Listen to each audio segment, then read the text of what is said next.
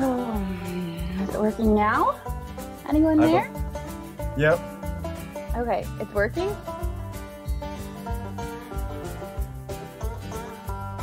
Okay.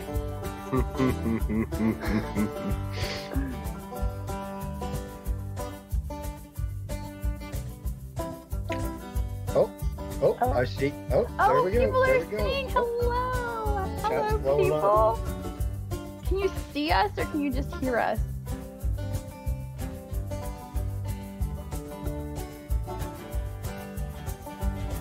Oh, people are saying Sound is up, no video yet. hello. Can you see us or can you just hear us? Just audio. Sorry, we're having some technical difficulties. The first time we tried to do it, I had it set as unlisted instead of public. And we're like, why isn't anyone watching? Typical Jocelyn. All right, we're working on the video. Yeah, we're working on the video. Nobody can see us. Apparently we're invisible. So just hang tight and we'll get it figured out. Stop. Hang tight and we'll get it figured out.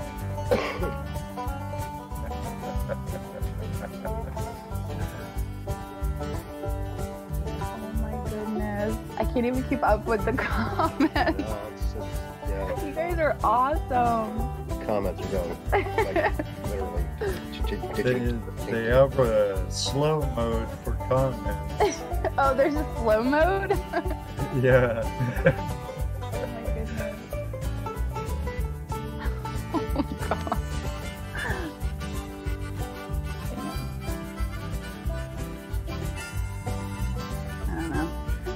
I don't know. It's not working. Is there anything? Hang on.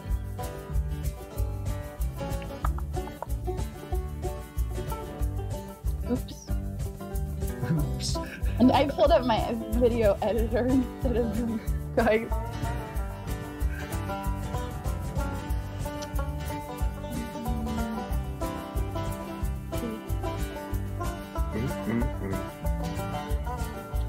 It's not working. This is my first live stream on my channel, so you guys are just gonna have to bear with me because if something can go wrong, it's probably going to go wrong. Yeah, I'm sure you'll just blame it on me anyway. But yeah. We blame it on Murphy.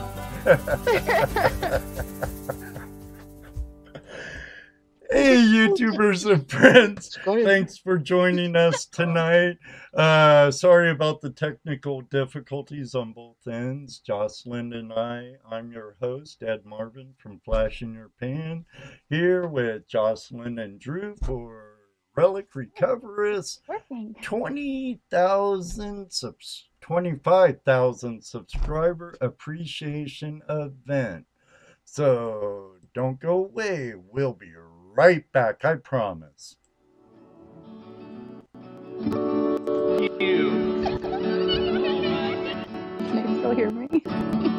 Yeah. Oh gosh.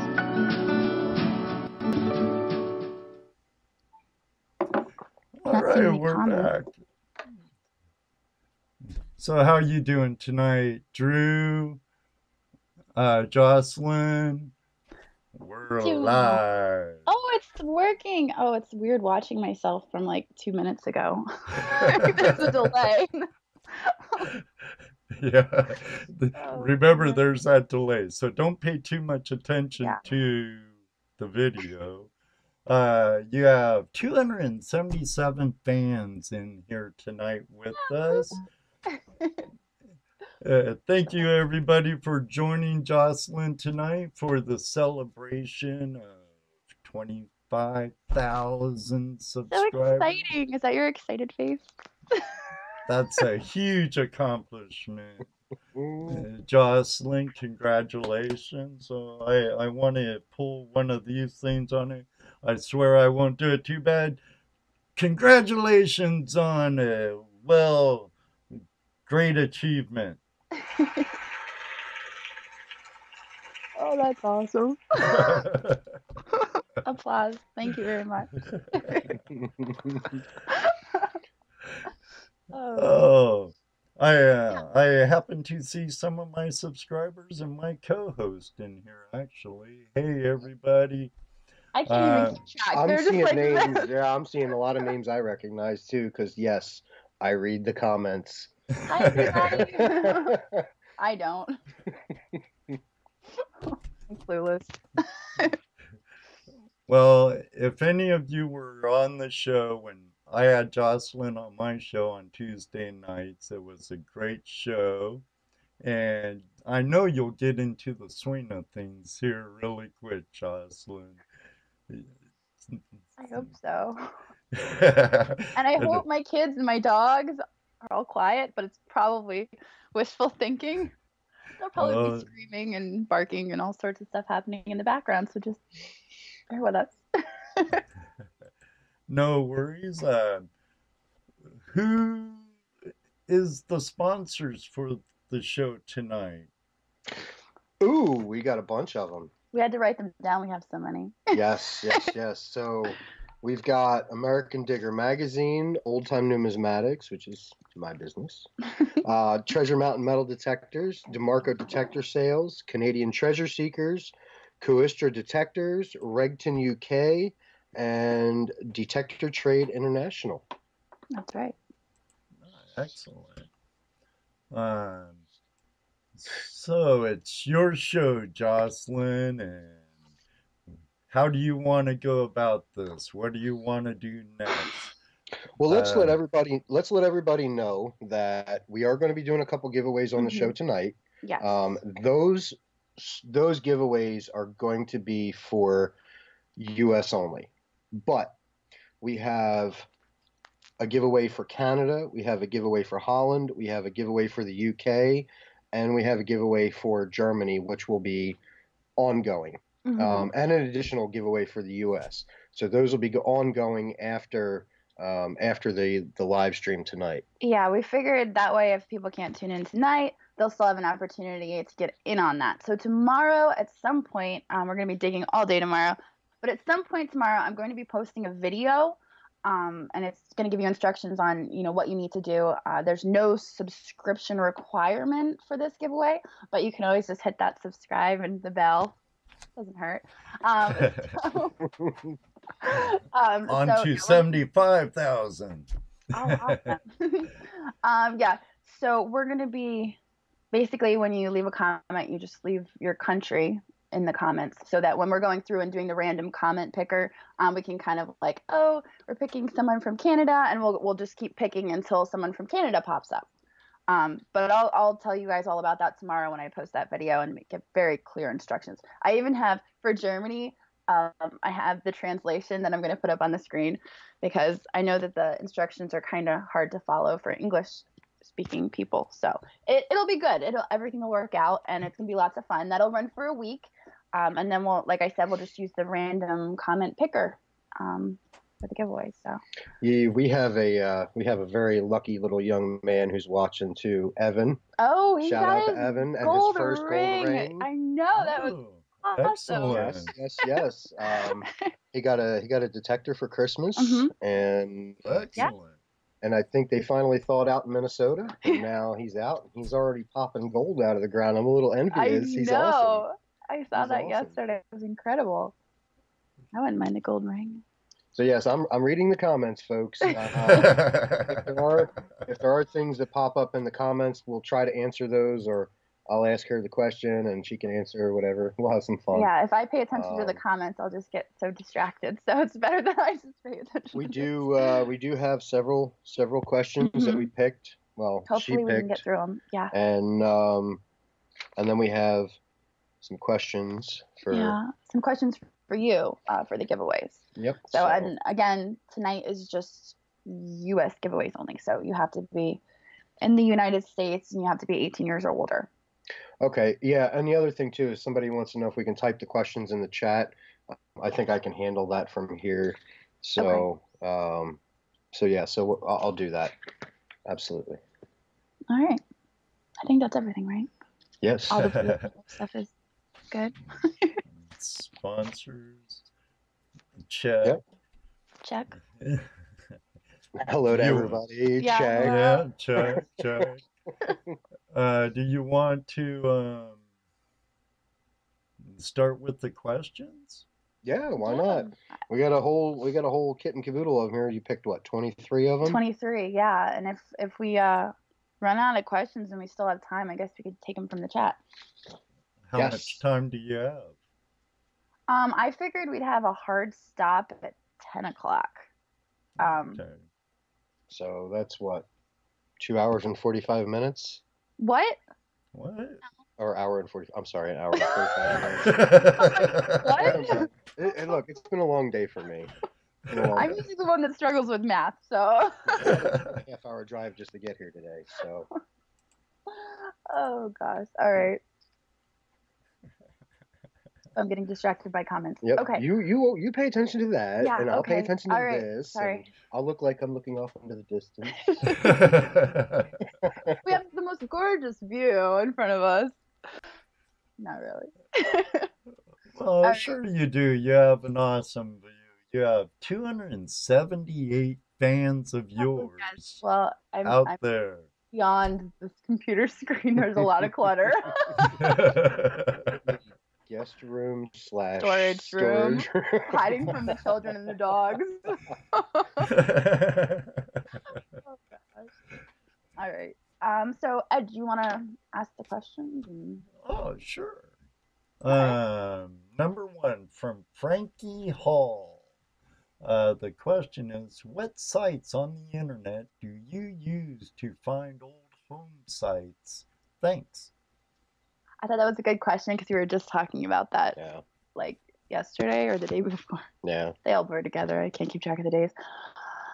So on the internet, one of the sites that I've used is Historic Aerials. I think most people are familiar with Historic Aerials. You can basically use like old aerial maps with current GPS and overlay them and play with them and kind of manipulate them to see like where houses were as opposed to what it looks like now. So for a lot of fields and stuff, you can kind of see where there may have been a home site in a field. Now, granted, I think Historic Aerials only goes back to 1900. Topos. Well, like Historic Aerials for my area in Philly, I think I can only go back to like 1930 for the aerial photos. The topos, they go back a little further.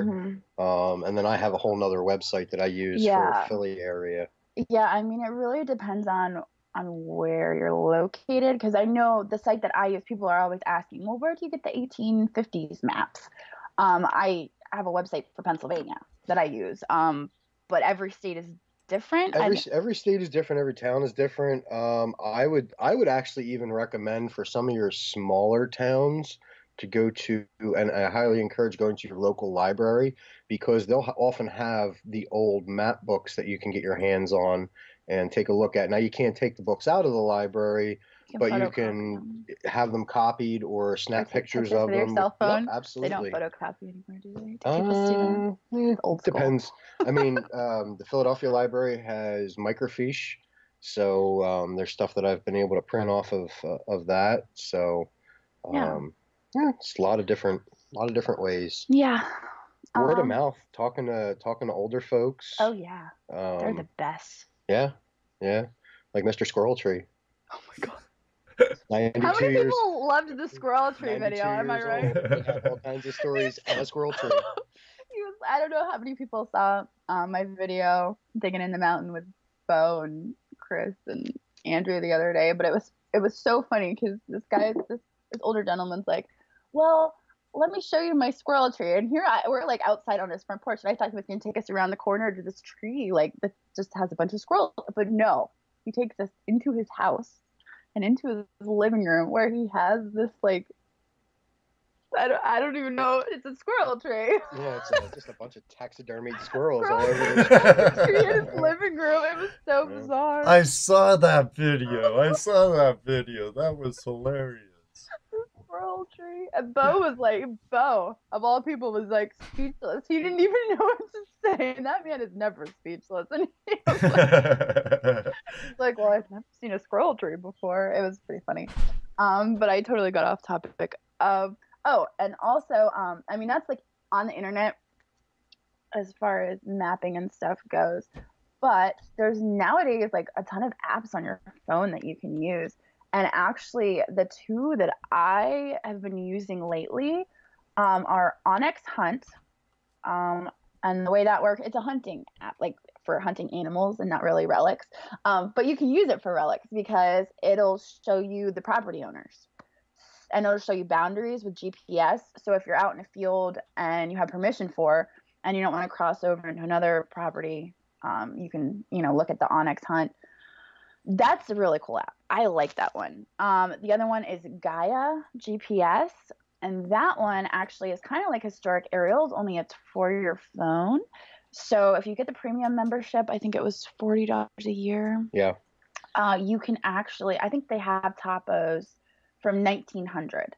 So, and that one, like, it's cool because it's on your phone and it's up to GPS. You can actually like be driving around and you can have the old 1900s topo up on your phone while you're driving. So you can see where the old houses were on the road, and they might not be there anymore, but on the topo map, you can see like, oh, there was a house there. And then on Onyx Hunt, you can pull that up and see who owns it, and then you can contact them and get permission. I think I'm just that's going to go hang out with Steve Reynolds. He's 6 miles from the Walt Whitman Bridge with an old house never hunted, and I'm just right up 95. All right, well, totally joking. I'm just right up 95 in Northeast Philly, so not too far.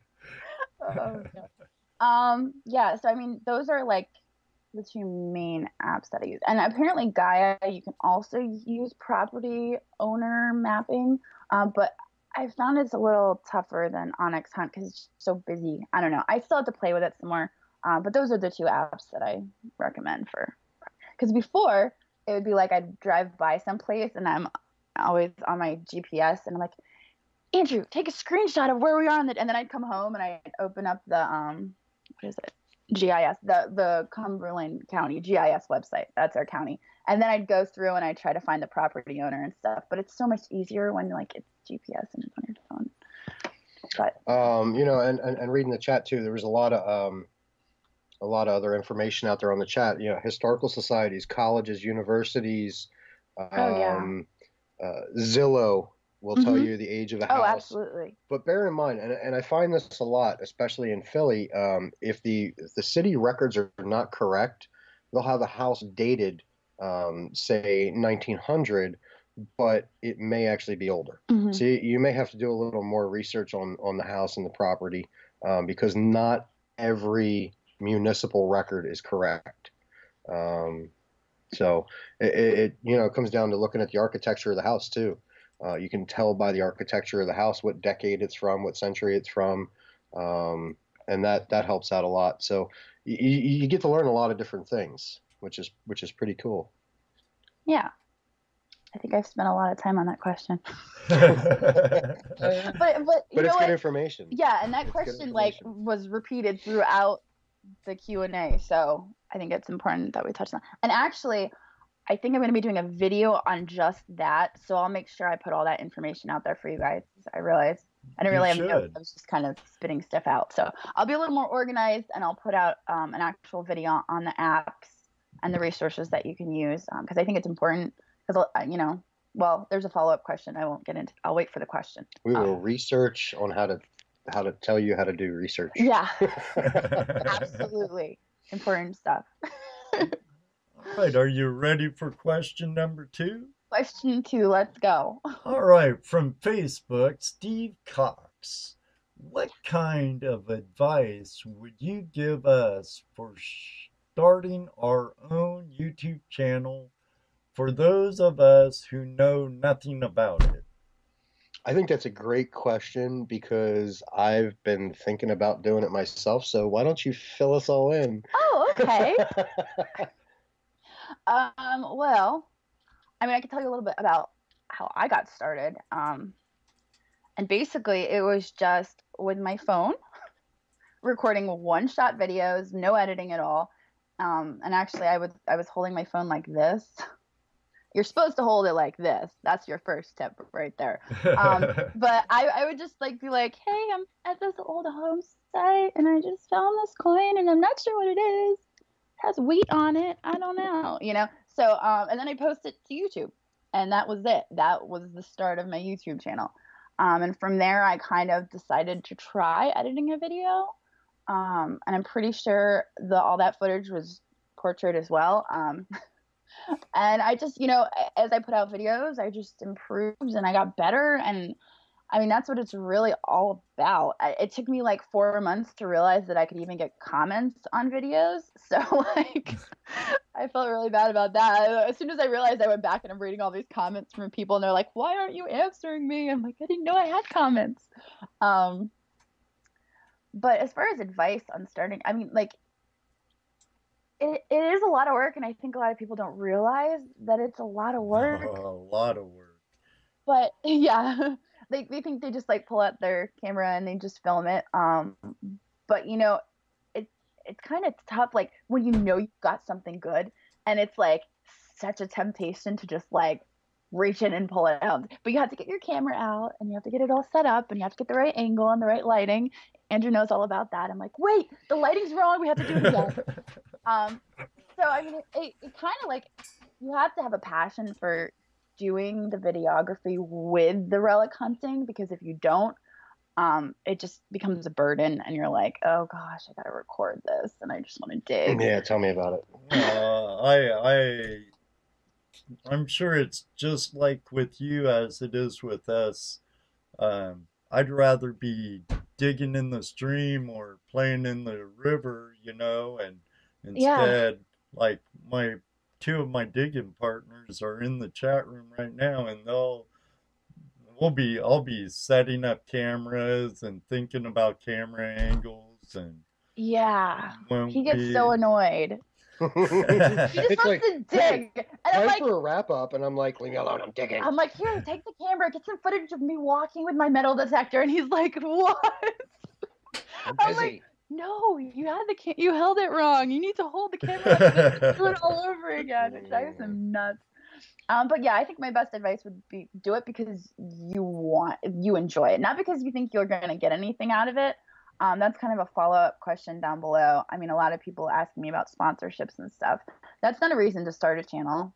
That's not why I started my channel. Don't start it to get rich or famous, right? Yeah, absolutely. I mean, like, you're not going to get rich on YouTube. I still have a job. This isn't my job.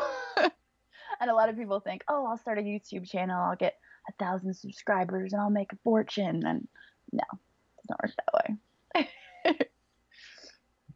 But we have fun doing what we do, right, Jocelyn? Absolutely. Yes, absolutely. I really, really enjoy it. I enjoy all the encouragement from all of you, and I mean, I think that's kind of what keeps me doing it. Is like, oh yeah, I enjoy it, and we have a lot of fun together. I think every time I drop something and somebody has to comment. Touch that. Did it shock you? No. Oh, I was shocked. Like touched the computer, it just shocked me. Yeah. Be careful. Definitely shocked me. Oh, you know what? I think I was touching the lamp. Yeah, I didn't wire that one. I wouldn't trust that one. We have one of my antique lamps is all vintage, mid-century modern lamps is lighting right now, and he touched it and it's that one. Is it old knob and tube wire or something corroding? Probably. I think there's some electric tape holding it together. Ready for question number 3, Jocelyn? Yes. Okay, this is from Randy Collins. Where's John? I like that guy. Oh gosh, John. I can't tell them about my burial spot. Oh, stop it! He's probably listening. No, John's good dude. John is a great dude, and we still love digging with him. The problem, like, our dig day is Tuesday, and John works 9 to 5. You know, he works all week, and so finding the time to dig together is tough. Plus, we're traveling all the time and stuff. But we did get to dig with him last week, and I think we're going out this weekend. We're gonna go get ice cream and stuff in Gettysburg. We're not gonna be digging, but we're gonna be hanging out. I'm really looking forward to that. Yeah. But maybe this summer, when it gets warm. Yeah, I mean, we tried to invite him out. It was kind of last minute, and but it was a last minute thing for us anyway. Yeah. And he was tied up with work and trying to get his daughter's birthday party stuff organized. So, but yeah, no, he got to witness the awesomeness of the USA button. Oh yes, he did. We're getting a lot of questions in the room too. Want to take one from the room also and get back to the list, or finish the list first? We can do that. There's one by My Hobby Channel 78. Jocelyn, what do you use to edit your videos? Oh, that's an easy one. I like that one. I use iMovie. And actually, I started with Movie Maker. I was using a Windows, that's what I have set up right here. I was using the Windows computer, and I was using Movie Maker. But then I decided to get a Mac because it's supposed to be better at editing. So I got a MacBook, and now I use iMovie. And then I had to get an iPhone because my Android wouldn't sync with my Mac. And so I've just gone all Apple. But Okay. Sorry, I was replying to Sean Yoder in the room. Oh, you're good. Mr. Pops. Him and Jacob and Hound Dog were fun on our show. So. Oh yeah. They are fun. We went out with them. We've been out with them. Yeah. They're good people. Oh, super good people. Yeah. We invited them to Fossick also. Oh, really? Are they going? Are they? I don't know. They should, because we're going to be there. Patrick O'Master's in the house too. Yeah. Him and Susan are great people. All right, ready for question number 4? Sure. I hope I don't butcher Dennis's name. Butcher? Dennis Butcher? Boucher? Boucher? Right? Butcher? From Faye. I thought it was Dennis Bucher. I'm just going to... On Facebook. Yeah. This is a Facebook question. Yeah, Facebook question. Bucher? Yes, we apologize if we didn't pronounce your name right. I can be terrible at that. Sorry. Sorry, Dennis. But you should like it for my last name. What is your favorite coin you've dug to date? Oh goodness, I think a couple people could probably answer this in the chat. My favorite coin to date is not my oldest coin, but it's actually my 1553 French Teston that I dug while I was in England. That has got to be my favorite coin, and I don't have it back yet. I still don't have it back. So I heard they can be in customs for quite a while. Yeah, I thought it was only going to be 3 to 4 months. We're closely approaching a year come September. Yeah. Wow. It didn't have a hole in it. Don't they call it an artifact if it had a hole in it? Yeah, and that was the issue, is that it was holed, and they were thinking it was going to be declared treasure, in which case they could decide to keep it, and I would get a certificate that said you found treasure, which I'm getting anyway, but that's a different story. So because the placement of the hole is through the guy's head instead of at the top of the coin, I guess it's not considered treasure because they just didn't like the guy, and so they put a hole through his head instead of wearing it as jewelry. Yeah, they defaced it. Apparently he wasn't a very great king. Yeah, and actually being in the coin business, I see that on Canadian coins a lot, where the French Canadians will scratch out the face of the English queen because they don't like her, and then spend the coin. So yeah, you still see that. Care to take another question from the room? Sure. We have one from Scott Lund. What is your favorite question asked about metal detecting? Oh, Scott. My favorite question, and the one I probably get asked most often, is where did you find that awesome boyfriend? yes, all the time. That's exactly what I was gonna say. Really? I'm sorry. No. The one I probably get asked the most is what got you started in metal detecting. I've answered that question so many times, but I'll answer it again for all of you. I've always kind of like been an old soul, and I love treasure hunting. As a teenager in Rhode Island, I used to go out in the woods and dig through old bottle dumps and stuff. And so I guess metal detecting was kind of just the next logical step. But what kind of got the idea stuck in my head is we were out behind my uncle's house taking a walk in the woods in the fall, and I let my daughter play with my keys, and she dropped them in the leaves. So I got on Facebook and I'm like, somebody with a metal detector, please come help me find my keys. And sure enough, this lady came out. She didn't really metal detect. She just had bought a bounty hunter because she thought it would be cool. But she found my keys, and I was kind of asking her about it, like, well, you know, why, like, how much is that thing? And, you know, why, what do you use it for? And she's telling me, oh, well, we have an old house and we thought it would be cool. So next thing you know, I'm on the metal detecting groups on Facebook, and I'm like, so what's a beginner detector? And it just kind of snowballed from there. And that was 3 years ago, I think. Yeah. I think it was 3 years ago. Maybe 4. I lost track. It's come a long way in just a short time, haven't you? Yeah, well, I've only been doing YouTube for 2 years, so I think I was blogging for 2 years before that. So, yeah. And you still blog for the magazine, correct? Yes, I still write my column. I used to have a blog on my website, and that's actually how Butch was kind of introduced to my writing, was through my blog. And he invited me to be a columnist with the magazine, and I've been doing that for 2 or 3 years, quite a while. Pardon me. Blogger, then columnist. You're an author. Do you ever plan on? Here's a question from Ed Marvin.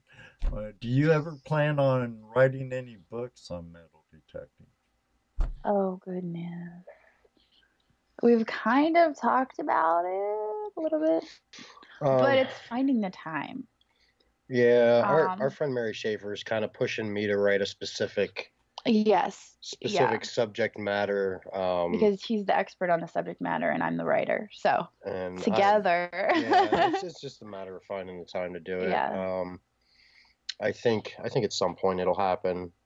I just want to get out and dig. I don't want to really do videos. Maybe when it's cold. Maybe you start off small with a little ebook or something. Yeah, you already do a column. It's true. Yeah, I think what'll wind up getting done is something similar to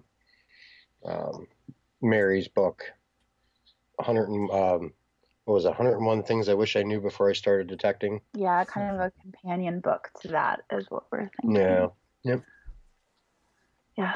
By the way, you can buy her book on my website, so go check that out. And it's inexpensive too. Yeah, relicrecoverist.com. I have some copies of her book up there. I think. Yes. I think. Yeah. Okay. Yes. Yes, I do. I'll have to check it out. I think it's like $7. $7.95 plus shipping. Can't beat that. Ready for question number 5 from the list? Sure. What's that? Deuce diggers? Deus digger. Deus diggers. They're in the room. Oh, awesome. What is the best way to help people understand the importance of metal detecting so they don't think we are just looters and hole diggers? I liked this question because I am constantly trying to prove that point, that we're not looters and hole diggers. And I think the best way to do that is just be honest and I mean, like, just by doing good things in the community, like going out and helping people find lost jewelry and stuff, by, you know, working with your local historical society and helping them find stuff, you know, to put on display in their museums. I mean, like, little things like that can go a long way. There's clubs that are signed up to assist police departments on crime scene recoveries.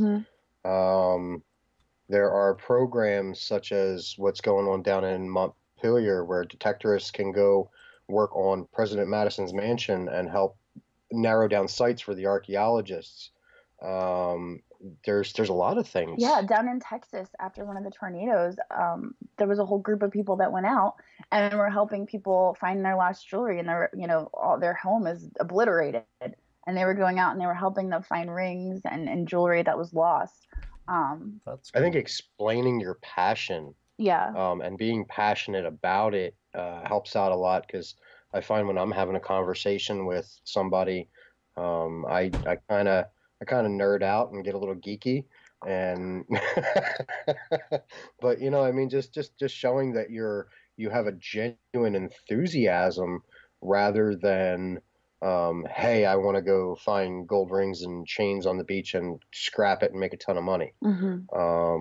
It's, you know, Yeah. portray what you really feel about it, and you know, kind of get involved in the community. And hey, if you know, sometimes people will post things in the want ads in your local paper, and you can respond to an ad and help out. Go look for a set of keys, go look for a piece of jewelry, and That's right. give something back. Go visit kids at an elementary school. Yes, and I did see a question in the chat, and I wanted to touch base on that before I forget. Somebody wanted to know what the update was in the progress. Wait, no, that's one of my questions. Don't answer. Oh, okay. All right, fine. Okay, fine. That's one of the questions I picked. You can't answer that yet. All right, you didn't read that question? No, she picked the question. I didn't pick the question. All right, ready for another? Yes. Okay, number 6 on the list, Michael Underwood off of Facebook. I've been wondering about this too. Why did you change your intro music? Oh, I'm actually asked that question a lot. And the reason I changed it is actually pretty simple. It was too long. I love the song and I love Whithill's music, but it was, I think, 30 seconds long, and I decided that I needed something shorter, because I watched my YouTube analytics and I saw people dropping off in the middle of the intro, and I thought, okay, maybe I need to shorten it a little bit. But if you enjoy the song, I still occasionally throw it at the end of my videos, and you can go get Whithill's CD at whithill.com. So that means I have to actually watch it all the way through. No, I know. No, I'm watching it. She's hoping. I know. When She's hoping. She could see it. Oh, but no, seriously, whithill.com. She has her CD up there, and her whole album is about metal detecting. It's awesome. Cool. Check it out. Yeah, I got a copy of it in my glove box. Yeah. I've got one right downstairs. Excellent. Ready for question number 7? All right. This is from 8 Ball. How did you become interested in metal detecting? I did kind of already answer that one, didn't I? Yeah, kind of, sort of. Yeah. Yeah, what I said earlier. Sorry. All right. Sorry, 8 Ball. Sorry. Okay, we'll skip over to number 8, D-Wing's World. Have you ever had a bad getting a permission experience? Yes, I have, and it was actually before I was doing YouTube. I lived on this road that was like real historic, and apparently Civil War soldiers marched down, and they were camping out at this old stone house down the road. And I had it in my head that I was gonna go and get permission for this old stone house. So I went and I knocked on the door, and nobody answered. And I'm like, well, maybe they just couldn't hear me. It was like this, like there's all these beautiful stone houses on this property. I think it was a like a farm, but a big farm. There was like multiple stone houses, and there's this trailer on the property, and that's where this person lived. And I knocked again, thinking they didn't hear me. And he answered the door, and his eyes were so red, like super, super red, and he was so strung out. He had track marks all up his arms, and I was like, hi. I'm like all by myself, like, yeah, all by myself. And I remember thinking, this was a horrible idea. Like, what was I thinking? And I asked him, hey, can I, like, I just like started stumbling over my words, and I'm like, I'd really love to metal detect on your property. And he's like, well, you'll have to ask my parents. I mean, the guy was like probably in his early 30s, and he tells me I have to go ask his parents, and I'm like, okay, I'll do that. But really, I just got in my car and drove away, and I didn't, because his parents lived a couple houses down, but it wasn't worth it. I didn't want to detect there anymore. I could understand some crazy junkie or. And it was just, maybe if he didn't have the track marks on his arm, I probably wouldn't have been so freaked out. But I was just like, this is a bad situation. This is Could have been. Yeah. And I think you have to be a lot more careful being a female. Yes. By yourself, especially. There are people out there that will try to take advantage of that situation. You know, I every once in a while I like to hunt by myself, but for the most part, I like being around somebody because it's no fun getting excited and just telling yourself about it. Yeah. So, but there are days where I just need a little me time, and you know, I want to just go, but I'll go to somewhere that I know I'm safe. You know, like I if I'm out in the woods by myself, I use a 1 cup headphone so I can hear what's going on around me. Yeah. Yeah, you need to be aware of your surroundings. Absolutely. Yeah. So. Which brings us to the next question. Yeah. By William Redshit. See, this is why I said you should ask the questions, because I didn't want to be responsible for butchering these names. William White. Okay. Drew can always help me with that, right, Drew? Yeah, because I got one of those goofy Polish names that gets messed up all the time. So if I do it to somebody else, it just kind of cancels it out. We're good. Oh, gosh. How hard or easy is it to get permission to metal detect and dig on old home sites on private property? It depends on the property, really. It does, but always keep in the back of your head that if somebody tells you no, you have lost nothing. But a couple minutes of your time. You're walking in there with zero permission, and if they tell you no, you're still walking out of there with zero permission. Yeah. And it could have been like the most amazing house ever, and you knew there was a ton of silver in the yard. But you know what? There's another house right down the road with a ton of silver in the yard. Yeah, there's plenty of houses, plenty of properties, plenty of permissions.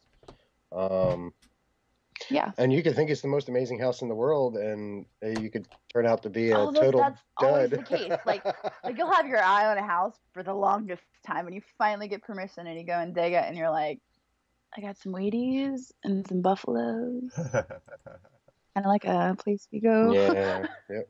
No silver in the yard. I think we've dug what, like 200 Wheaties out of this yard. Not a single silver coin. It's been really weird. Yeah. But yeah, as far as getting permissions, I think it's a lot easier to get fields when they're not planted, of course. Farmers are like, yeah, go on the field. Houses are a little bit tougher because they're always worried you're going to dig up their yard.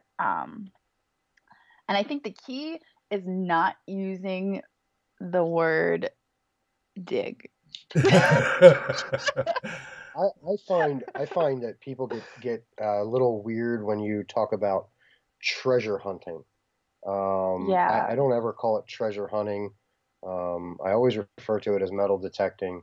And if they want to see what I found, I've got no problem with that. I always explain to them the process of cutting a plug. Yeah, don't say holes. People Don't freak say out. digging a hole. Just say cutting a plug, and that will kind of ease it. Now that I want to kind of touch base on something Evan had asked in the chat. Somebody told him that he wasn't doing it right because he wasn't using a drop cloth. Well, it really depends on the homeowner. Some homeowners are not super finicky about their lawn, and they're like, yeah, just go ahead, dig a hole, whatever, just fill it Yeah. in, it's good, it's whatever. But if I'm in a pretty well maintained yard, Yeah, where the grass is like cut in like zigzags. You know the ones I'm talking about? So I'll take a small hand towel with me, and I'll lay the hand towel out. I'll cut my plug, flip it out, and you don't want to cut 100% circle. You want to cut like a Yeah, like a three hinge door. yeah, like a 3/4 circle, and then flip the plug over. And any of the dirt that comes out of the hole, you put on the towel, and you recover your target. And recovering your target, that's another good phrase to use that doesn't freak people out.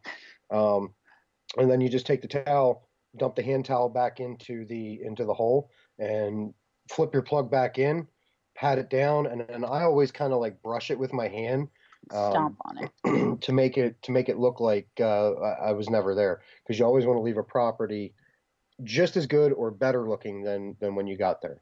Right. Now, I can understand about your plugs because when I was playing in my backyard, first I cut the whole plug. I used, even though I'm not a super freak about my yard, um, I used a piece of EPDM about the size of a hand towel, put the dirt on. But I cut a complete hole at first, and then it would get brown and take forever to green back up. And I've noticed since I've started using a hinge plug, it keeps green and it doesn't die out and re-green up. Yeah, and also too during the summer, during the hot months, I try to steer clear of really nice yards during the summer months.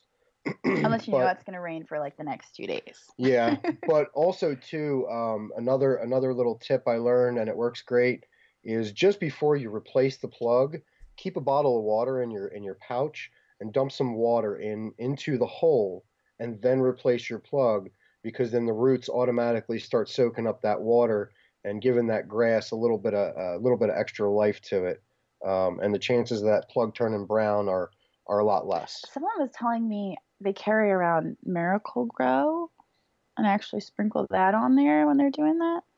I mean, I know it's like an extra thing to carry around, but I don't know. I thought that was a pretty good idea. That's not a bad idea. Yeah, I mean, right? you could keep a concoction of Miracle Grow and water in a bottle and a pouch, but again, it's a case by case basis. It's a property by property basis.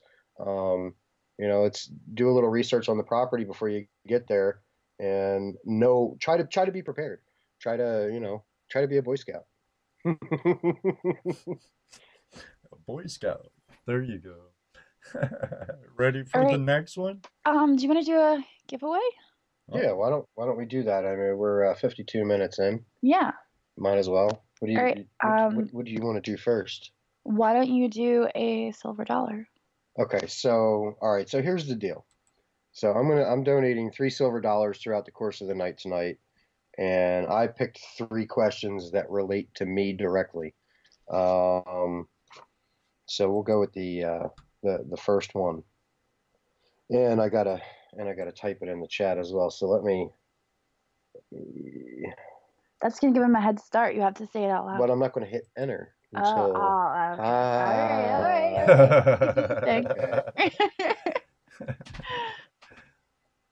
Oh, Evan's going to bed. Good night, Evan. Good night, buddy.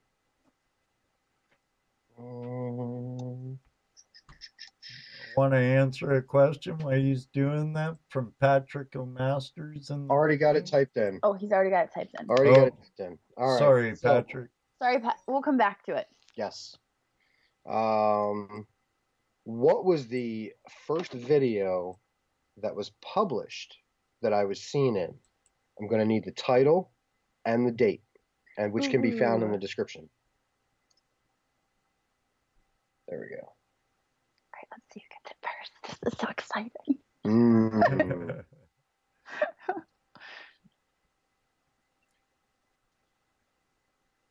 Keep your eyes peeled for that answer. No, I'm watching. I'm waiting. And let me. It's whoever's quickest. It comes up. It comes up as Relic Recoverist, but that's me typing. I'm not really Relic Recoverist. I don't have any purple, and I will never have a purple beard. For those who've been asking, it's not happening. When he's sleeping. Oh no, they're not sleeping because the chat's like. No, you better not.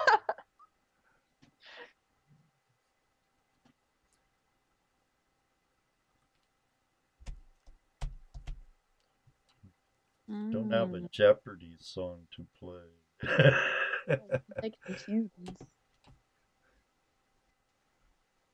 Oh, you're retaking it. They don't want to answer your question. They just want to hear me answer questions. Okay. Yeah, so I saw one, the Hoover Boys. I saw one answer that said the Hoover Boys. Was it with the Hoover Boys? No. My first appearance with me. This one.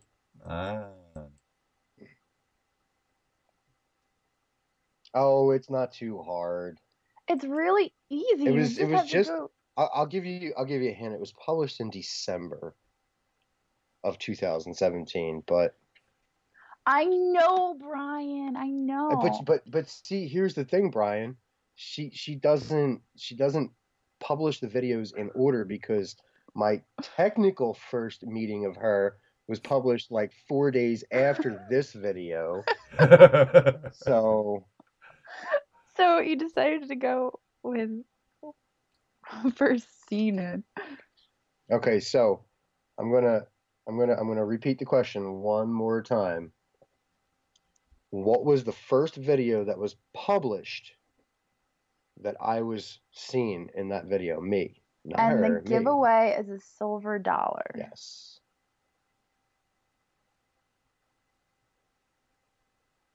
Mm-hmm. Derek. I know.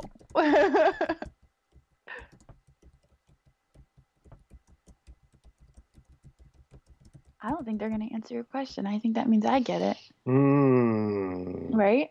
Isn't that what that means? I get it? Let's see.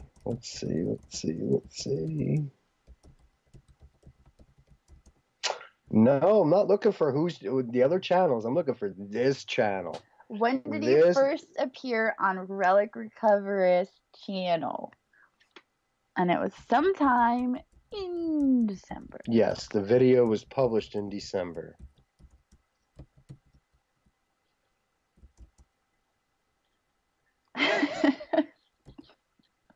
Oh, you guys crack me up.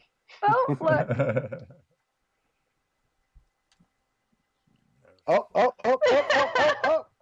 Mark Thomas got it. Mark Thomas got it. All right, Mark Thomas. Nice. Yeah, the episode was Hooked, December 4th, 2017, which was actually filmed after the first time we met because we were out with the Backwoods Boys and Brian from Digging 9 to 5. And yeah, so Mark Thomas. My videos are all out of order, and when I changed my hair more frequently, I think it was a lot more noticeable. It's like I should have probably brought a pencil or something up here to write with, so I can. You should have. No, I know Mark. Mark is actually a part of the club I'm a part of, so I will definitely remember that. And I'm not mailing it to you either, Mark. I'm saving on the shipping, and I'll just bring it to the club meeting in June. So you're just gonna have to wait. All right. All right. So you want to move on to a question? Yeah, let's do a couple of questions All right. and then we'll do another one. Okay. What's the next Okay, question? well, lost Patrick's message, so let's go to the list. Papa Kuhu. What got you interested in metal detecting and how did you get so damn good at it? Yeah. See, I already answered the first part of that question. The second part of the question, I'm really not that good at it. I'm good at it. I mean, I can find stuff. But really, it has a lot to do with luck. I mean, if you don't walk over the signal, if you don't have a good permission, you're probably not going to find anything. It has a lot to do with the location, machine, a little bit. You have to know your machine. I wouldn't say that it has a lot to do with your machine, but you have to know your machine. There's a lot of stuff that comes into play, but I'm really not that fantastic at it. Andrew knows.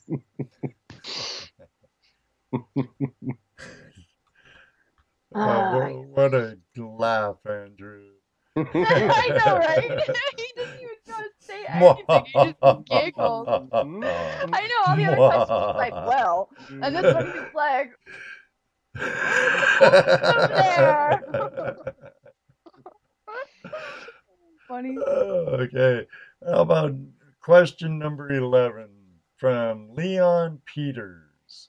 How many different Garrett detectors have you had? How many different Garrett detectors? Well, I think I'm going to answer one of my other questions. I started with the Ace 250, and then I got the AT Pro, and then the AT Gold, and now the AT Max. So that's four Garrett detectors. Finish that. There you go. Four. Four.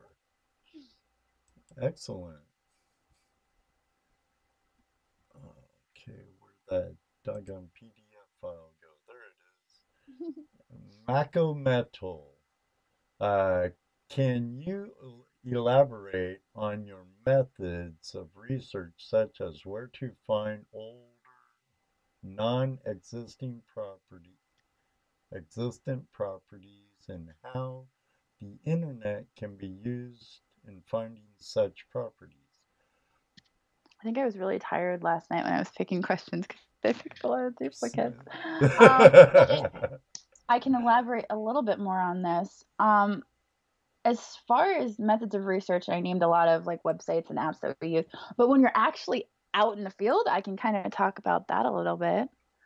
As far as finding old home sites, when we're actually out, we look for a lot of yard plants, as we call them. Yeah. Like especially in the spring when the daffodils are coming up, because a lot of times you'll just come across daffodils in the middle of the woods. Yucca plants, lamb's ears. Yes, and those are usually signs of a home site. And also just in a field, the high spots.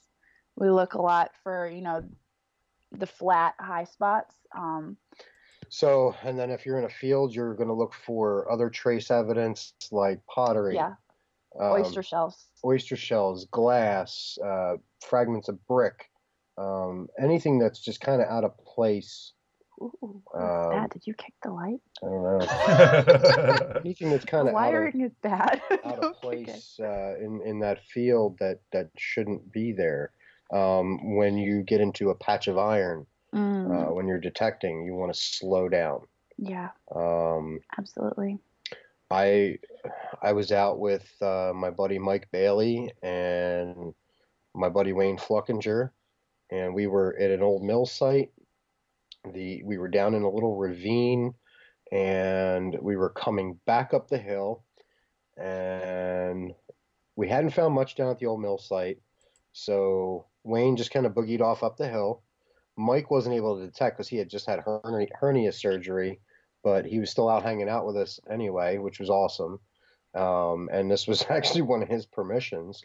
So we were coming back up, and I started hitting iron coming back up the hill. So I slowed down, and this slamming 1246, 1246, 1246 on my E-track, and that's either a clad quarter or a large set. So so close to the surface, I really kind of was like, it's gonna be a quarter. Then I brushed the dirt away, and sure enough, it was an 1837 or 1835 large set, and I just hit that patch of iron. And I remember looking up and looking off to the left, and I said, "Hey, Mike, what's up with that cellar hole over there? Look at that foundation." And he goes, "Man, I never even noticed that before, and I've been back here a dozen times." How did you even see that? And I'm like, "Well, I knew there was something here because you hit a patch of iron, and you just kind of slow down." And Yeah. Well, that's the other thing is like I'm from New England, and there's a lot of cellar holes there. That's usually a good indicator that there was a home site. But here in Pennsylvania, you don't.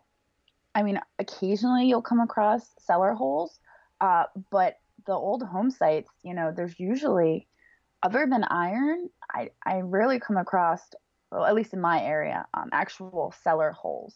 Not like when I was a kid out in the woods. But I guess that's like a regional thing, which is kind of strange. That's why we look for the flat ground and the flowers and that sort of stuff. But yeah, I think that's a good answer, right? All right.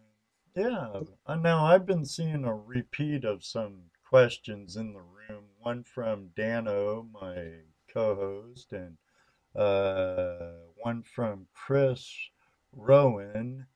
I'm gonna shoot it at you, Jocelyn. All right. Because I've been wondering also, when are you going to do more crazy lamp lady videos? Oh my gosh. when I have more money to spend, That's what I was gonna say.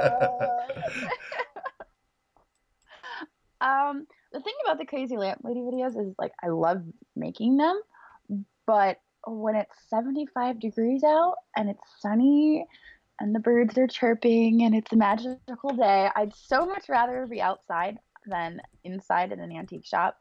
So the crazy lamp lady videos, I'm losing my earbud here.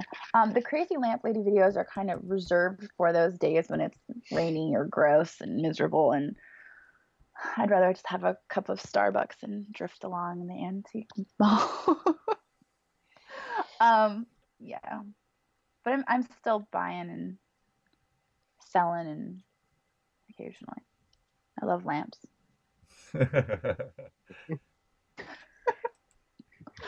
Oh, my wallet doesn't.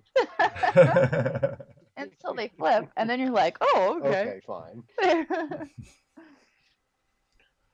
Okay, back to your list. Giveaway question? Yeah, let's do another giveaway question. I'll do one of mine. Okay. Let's do another one of mine. All right, okay. Let's do another one of mine. Let's for another silver dollar. So we're gonna this is silver dollar number 2. This one should be a lot easier. Super easy. I know it's super easy. Look, I got to make up for the first one. All right. So here's what I want. I want the title of the video, and I want the date of the video. No, just forget that. We'll just do the title. Just give me the title of the video. In what video did I find a Continental Army USA button? And just did Drew. There you go. Drew find. Not you. Because you didn't find it. Oh, stop. I'm just reading. It's my button. Your button. And what video did... See, by the time I fix this, they're already going to have it answered. And so there's no point in even doing it. There you go. There we go. Okay. So, what was the title of the video? Just give me the first 2 words. Because that's like... But... I'll answer a question. In New England, I was in Cape Cod until I was 7. And then I moved out to Kansas for 3 years. And then I moved back and I lived in Rhode Island until I was 16. Oh my God, video. The only video he found one. You guys are the best. I love this.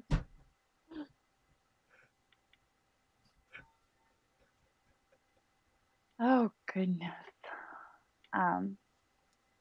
So you were in Cape Cod since you were 7. Yeah, I was 7, and then I moved out to Kansas City, Kansas for 3 years. And then we moved back, and I lived in East Greenwich, Rhode Island, until I was 16. Ding, ding, ding, ding. You got one.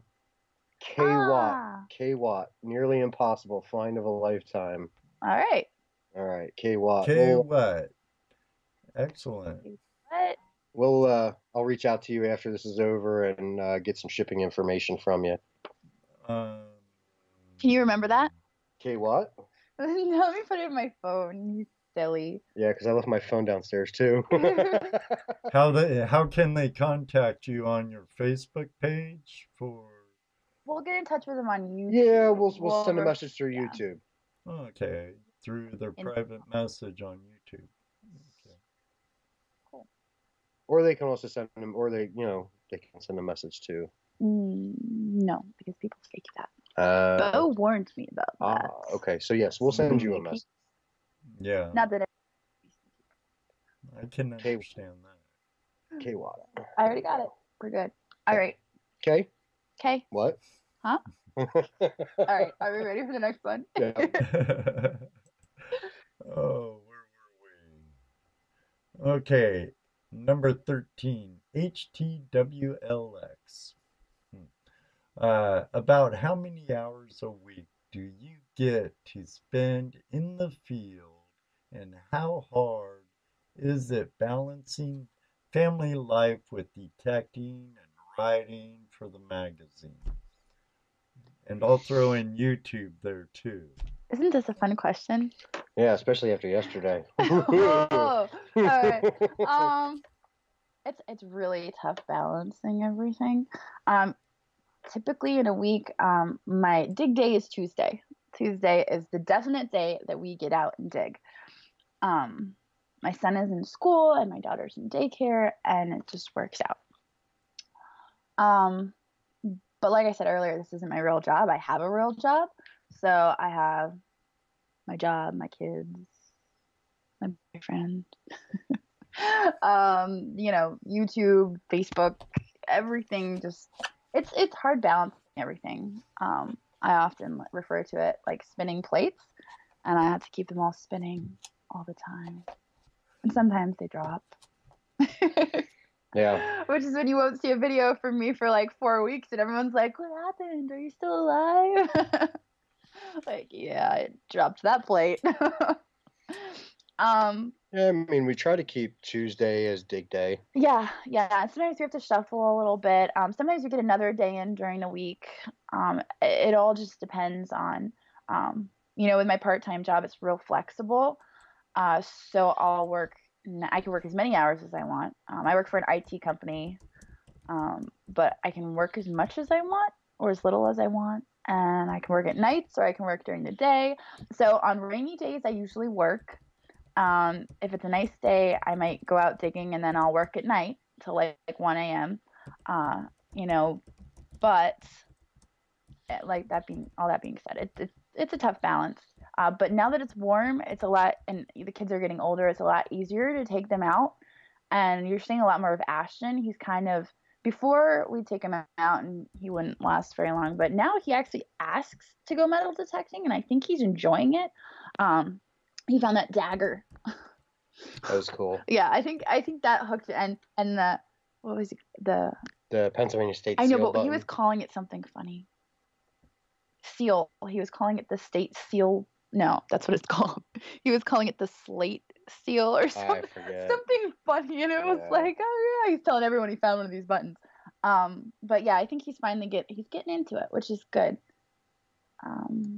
And that definitely helps with the balance, is being able to bring them out and have them enjoy it with us.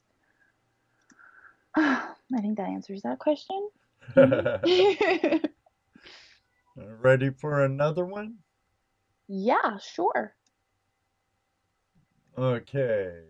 Number 14, first time detector.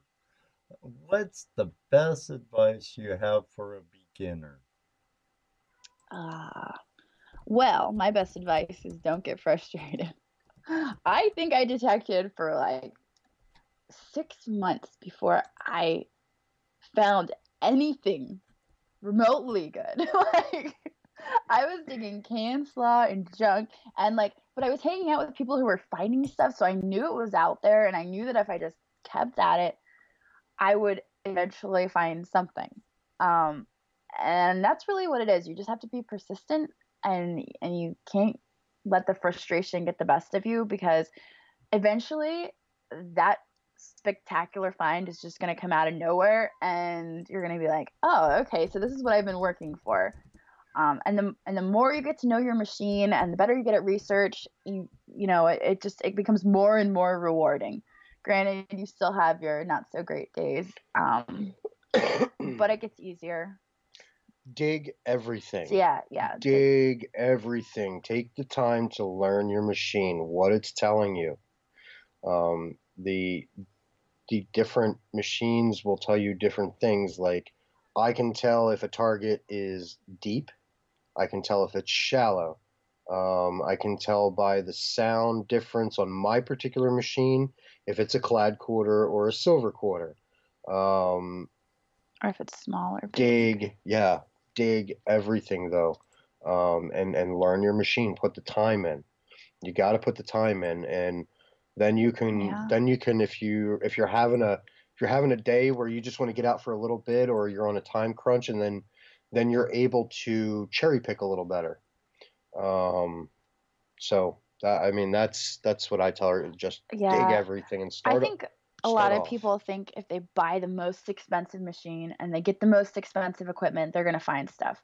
But that's not really how it works. I mean, like, I've seen people with cheap machines, but they know their machine, and they will pull out. They'll run circles around people with the most expensive machine. Mm-hmm. I mean, it's about knowing your machine and putting the time into it. Absolutely. I see some good stuff in there in the chat too, like Murder Hoarder joined us. Yeah, I saw that. Oh gosh. Oh, there was a question. Why is Bo ignoring your lemons for leukemia challenge? I saw that. He's not ignoring us. We saw him last Tuesday, and I was bugging him about it. Like, hey, where's the lemon challenge? And he said he was out the day before and he bought the lemons. So it's coming, and we're going to be out with him tomorrow, so I'll give him some more trouble. Oh, cool. Bo was a great guest of ours. He packed full of information, that guy. Okay. Yeah. Oh, yeah, he's so much fun. Like, I met him for the first time when we went to England. It was like, I've never met this guy before. Like, I've just seen him on YouTube, but we're going to hang out for 10 days together. But I mean, we hit it off, and we had so much fun. And I got to tell you, he's probably one of the most down-to-earth, genuine people I've ever come across. Oh, absolutely. Especially when we're out digging. Like, when you're out digging and you're with a group of people, and they'll get in a spot, and they won't say anything. They'll just dig it all out, and then, like, oh, where'd you get all that stuff? Oh, it was over there, but there's nothing left, Well, Bo is the type of person where we call him the wizard. So if you ever hear us refer to the wizard, we're talking about Bo. He will get to his site, and he just, anyone who's gone digging with him knows, he just, like, zips around. He's like all over the place. He's like over here and over there, and like you look up and it's like, where's Bo? Nobody knows. But then he'll just appear out of nowhere. Mm-hmm. like there's magic. Like smoke and mist. Yeah. And it's all magical. And he's like, I got a home site. You're like, what? He's like, come with me. I found one. Come on. And so he'll like lead you off into the woods. And you're making him sound creepy. I know. He's not creepy. And he'll be like, it's here. I found a button. And sure enough, I mean, one of the videos we did, I forget what I called it, but we were out with Bo, and we were just popping out coppers and buttons. I mean, that was Bo's doing. I mean, it was my permission, but he just disappeared. And like, there was so much field to cover, and he went out of the field and into the woods just up on this hill, and I got my Nova Constellatio out of that. I mean, like, and he did the same thing in England when I was over there with him. Like, where's Bo? And then he comes over and he's like, got a home site. It's like, okay, show us the way. And he actually, let's dig it together. It's not, he's not selfish at all. I mean, he is honestly a really, really great guy. Yeah, absolutely one of my favorite people to hang out with. Absolutely. And we'll be hanging out with him tomorrow, so there'll be more videos with Bo. And then next Tuesday too. Next Tuesday too. Big day Tuesday. So yeah. I forgot how we got talking about that. Got distracted. Oh god. That happens. Okay, want a question from the room or a question from your list? We can do a question from the room. Pick one, Drew. Pick one. Let's do one from the list. Okay. Let's do one from the list. All right. And then we Christ Solace. Solace.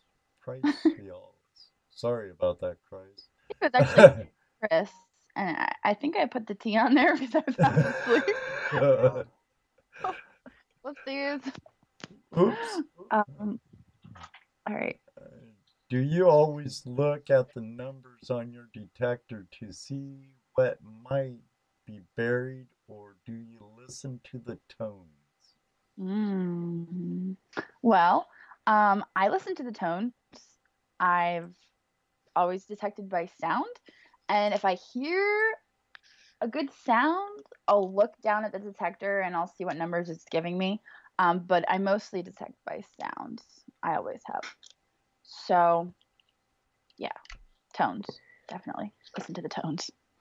Yeah, I'm more of a tone person myself. I mean, one of the programs I run, it depends on the day, depends on the site, depends on how I run my machine. I run a two-tone program on my machine most of the time, and it either grunts for iron or it dings for conductive. And I dig everything conductive on certain sites, like my farm that I go to. That we're going to on Wednesday. Yes, we're going there Wednesday because we got an awesome 10 to 14 inch plow and disking, and I got so excited when I saw that. He almost cried. Yeah. But I prefer tones. Again, on my particular machine, I can tell the difference between a clad quarter and a silver quarter, or clad dime and a silver dime. The tone is just a very, very slight change, but it's there. So, and that comes back to learning your machine. Yeah. Boy, this chat room's fast. Yeah, how about we do one of my giveaways? Or do you already have yours queued up? I already have mine queued up. Okay, all right, go for it. I was way ahead of you. Giveaway time. All right, so we're gonna do another silver dollar. This is gonna be 3 of 3. I kind of saved your two for last because they're actually much better prizes than just my stinking silver dollars. So, all right, so in the video Metal Detecting a Civil War Camp, I found a cannonball fragment from the shelling of what town? And I put it in the chat. It's in the chat. All I had to do is hit one button because I'm the Wizard Junior. That's weird. And then I'll go back and everybody's going to say Gettysburg, but it's not Gettysburg. It is not Gettysburg. So I'll repeat the question. In the video Metal Detecting a Civil War Camp, I found a cannonball fragment from the shelling of what town? And it is not Gettysburg. Orange? Nope. Definitely not Milwaukee. I don't. Yeah, I've been to Milwaukee. Milwaukee, which is actually Native American. I learned that from Alice Cooper. Oh. Sean Yoder. Sean Yoder got it. All right, Sean. Yep. Nailed it. Carlisle, Pennsylvania was shelled just before Gettysburg. And It was Jeb Stewart's cavalry was there, and I'm thinking that if he hadn't been in Carlisle, the outcome of Gettysburg may have been a little different. So, but nope, Sean Yoder was the first one to pop up on the chat. Carlisle, PA is the answer. Thank you very much, and moving along. All right. My questions are done. You're gonna have to pick that up later. Actually, it's still back here. All right. Should we do another question? Read one or one from the room? Let's do one from the room. All right, let's do one from the room. I'm sure they'll like that. Only easy ones. Yeah, just the easy ones. I only have 1 cup of coffee this evening. Yeah. I'm dying. You should go get more coffee. No. Oh, God.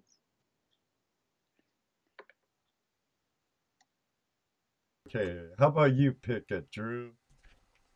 Well, right now, we're still getting answers to the question. Yeah, there's still... a lag. Yeah, I see that now. I looked away for a minute and bam. Oh, gosh.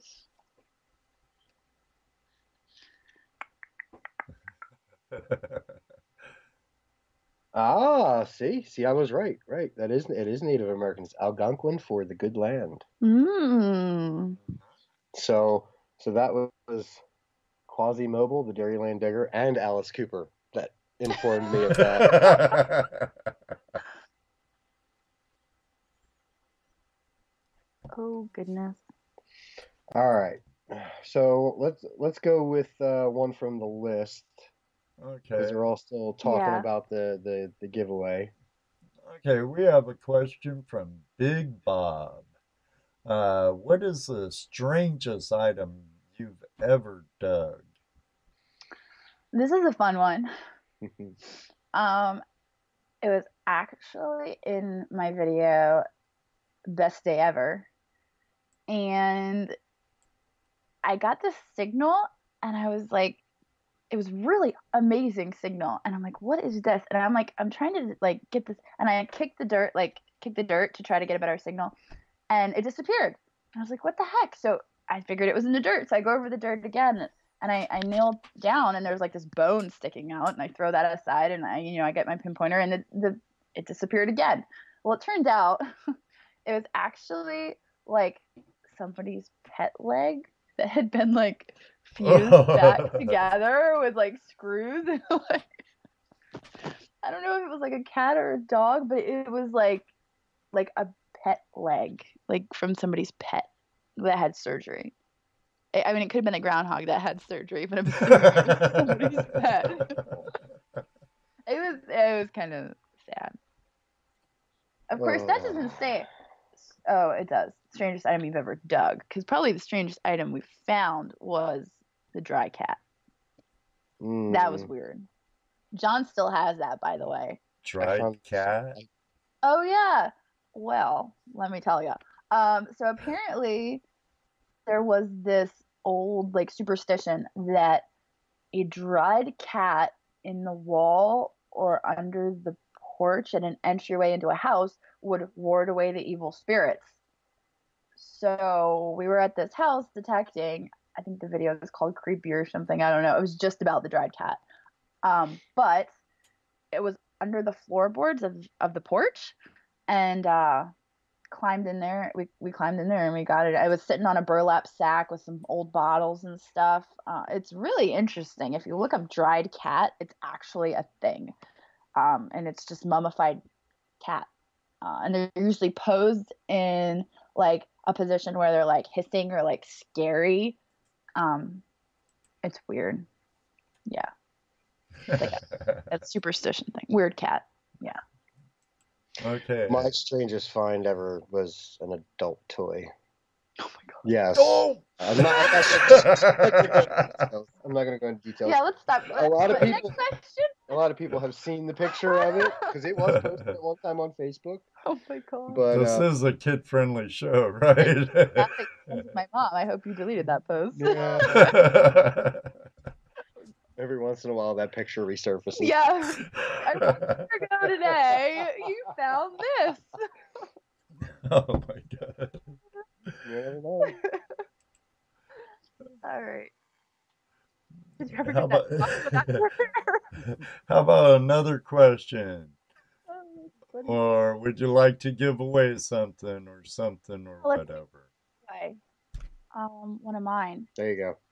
Thank you. Your turn. Do you want to touch it for me? All right. So for this one, let's give away, and it's funny because the two giveaways we're doing right now. I'll start with, I'm not sure which one I'm going to do. I have to think about it. We're either giving away a 1-year subscription to American Digger magazine. That is the magazine that I write for, and I'm actually a columnist. So I have a column in every issue of the magazine, and it's every other month an issue of that comes out. So we have the option to give away that, or Treasure Mountain Metal Detectors have donated an Edge Digger Treasure Mountain shirt and Treasure Mountain decal to give away. And right now, Keith and Butch are doing their show, Relic Roundup. So they're not actually here to experience the giveaway, but I'm sure they'll watch the playback. Which one do you think we should do first? Let's do the 1-year subscription to American Digger magazine. All right. Which is just like one of my favorite magazines, actually, and it's just because it's a very quality publication. Yeah. I mean, it's just the way it's produced. And now it's all in color. Yeah. It has been for a couple issues now. Before, my column was in black and white, and now it's all colorful and beautiful. And I take my picture because my hair is purple, and everyone's like, "Who's that?" Like, I don't know who that girl is. So now I have purple hair in the picture, and everyone knows who I am. All right. My question for the 1-year subscription is, what silver coin did I find while I was testing the AT Max? It's a 2-parter. And what was the year?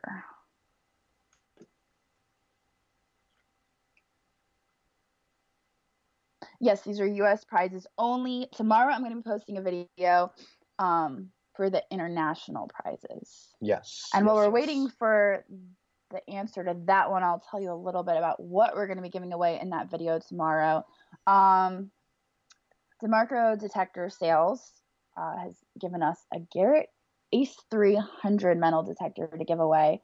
So a U.S. subscriber is going to have a chance to win that. In Canada, Canadian Treasure Seekers has donated a Garrett 400i with the Z-Lynk system. So a lucky subscriber from Canada is going to win that detector. We have from the Netherlands, Kooistra Detectors, and they were kind enough to donate a Z-Lynk wireless system for a winner in the Netherlands. Oh. Hendershot 1979. He answered it in 2. Walking Liberty Half 1937. All right, Hendershot 1979. I'm gonna put that in here so I don't forget. There's a question about the magazine though by Derek Polk. Okay. How do you get that magazine otherwise? I can't find it. It's on the website, americandigger.com, and it's actually on all of my most recent videos. It's actually linked in the description. So you can find the link to it on any of my most recent videos. I have it set as like a default that the link is on there.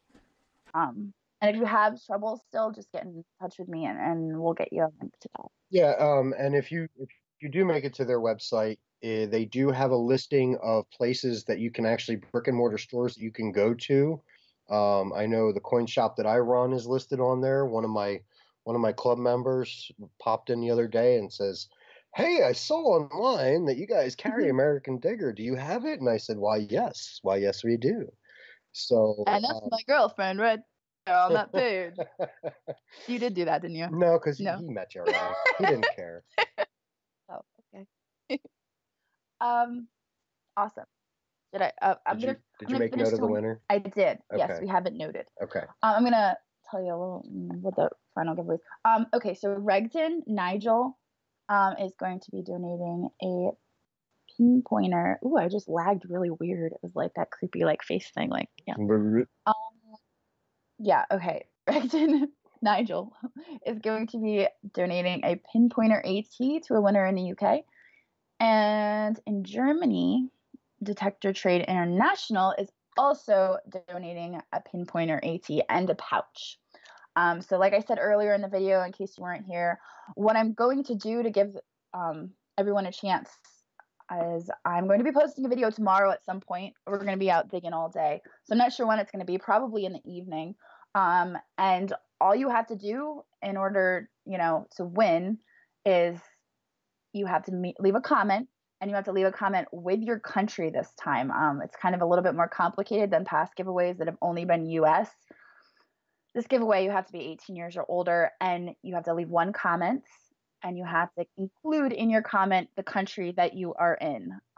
Because when we do the random comment picker, we're just gonna, for Canada, we're gonna hit generate a comment, and we're gonna see if it's Canada, and if it's not, we're gonna generate another one, and we're just gonna go through until someone from Canada pops up, and then we're gonna contact them and get their name and information off to Canadian treasure seekers so they can ship out the machine. Same goes for all the others. So I will give you all those instructions in the video that I post tomorrow. Yeah. And how long will that contest run for? It's going to run for 1 week, but you already knew the answer to that. You just wanted me to answer it. I just wanted everybody else to know. It's going to run for 1 week. We're going to run it for 1 week. Because, a lot of, the UK is 5 hours ahead of us, and they're probably sleeping right now. So it gives everyone a fair chance. But being subscribed is not going to be a requirement for the giveaways. But if you do subscribe, I'd be very happy.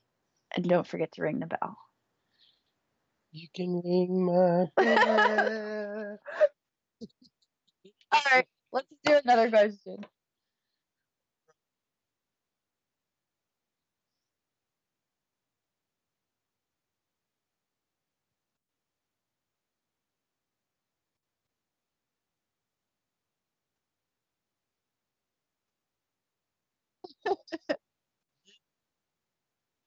Oh, what a fun question. Andrew and I are not married. We're dating. Marriage is punishment for shoplifting in some countries, right? Stop.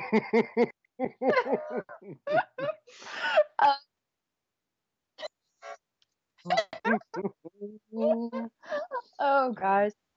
We're dating, but yes, we did meet through metal detecting. Well, not really. We kind of met through picking. Yeah, our mutual friend Mary knew that I had my own estate sale business when I was 23, 24 years old. And Andrew was getting into maybe doing something to that effect. Yeah, I was looking for somebody to do eBay listings for me. And Mary suggested one of her friends who had experience in the antiques world could probably help me out. And hey, she's got 2 kids. She could use the extra income. Okay, sure. I'll meet her. I'll talk to her, whatever. And I think the first time we talked was for like 2 hours on the phone. Yeah, so that was pretty cool. But you talked to everyone for 2 hours on the phone. Just ask Jason. I think Jason, and he's in here too. I saw him in the chat. I'm like, he's are you still talking to Jason? It's been like 2 hours. Yep. No, I really do. Yep, he's definitely a chatty Cathy. He is. Yeah. Okay. So yeah, we spent 2 hours on the phone, and then actually the second video that you put out was what was that? Sometime in the summer. Oh yeah. That was actually technically my first video out with you, but it was released second, and that was the first time we met. It is, yeah. And we met and went metal detecting, and I just kind of didn't really. Yeah. Kind of, yeah. I mean, we just wound up talking a lot more and hanging out. We have a lot in common, and we're always thinking the exact same thing. Yep. That's kind of creepy. Now,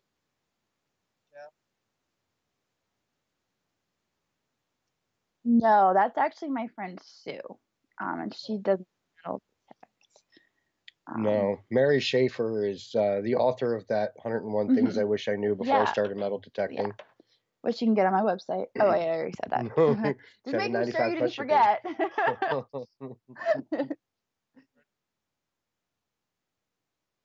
Sure. Sounds good.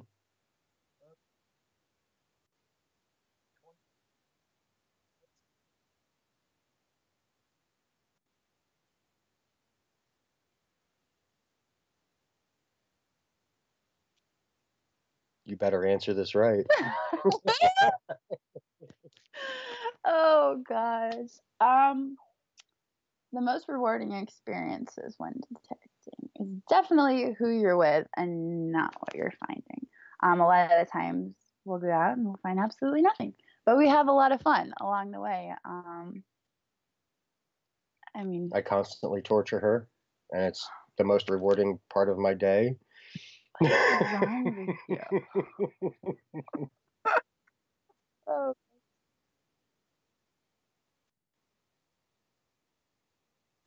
Uh-oh, it didn't sound good. Oh, I had my mic on mute, so you heard it, but they didn't hear it. Sorry about that. Did you hear the question? Wait, did they hear the question?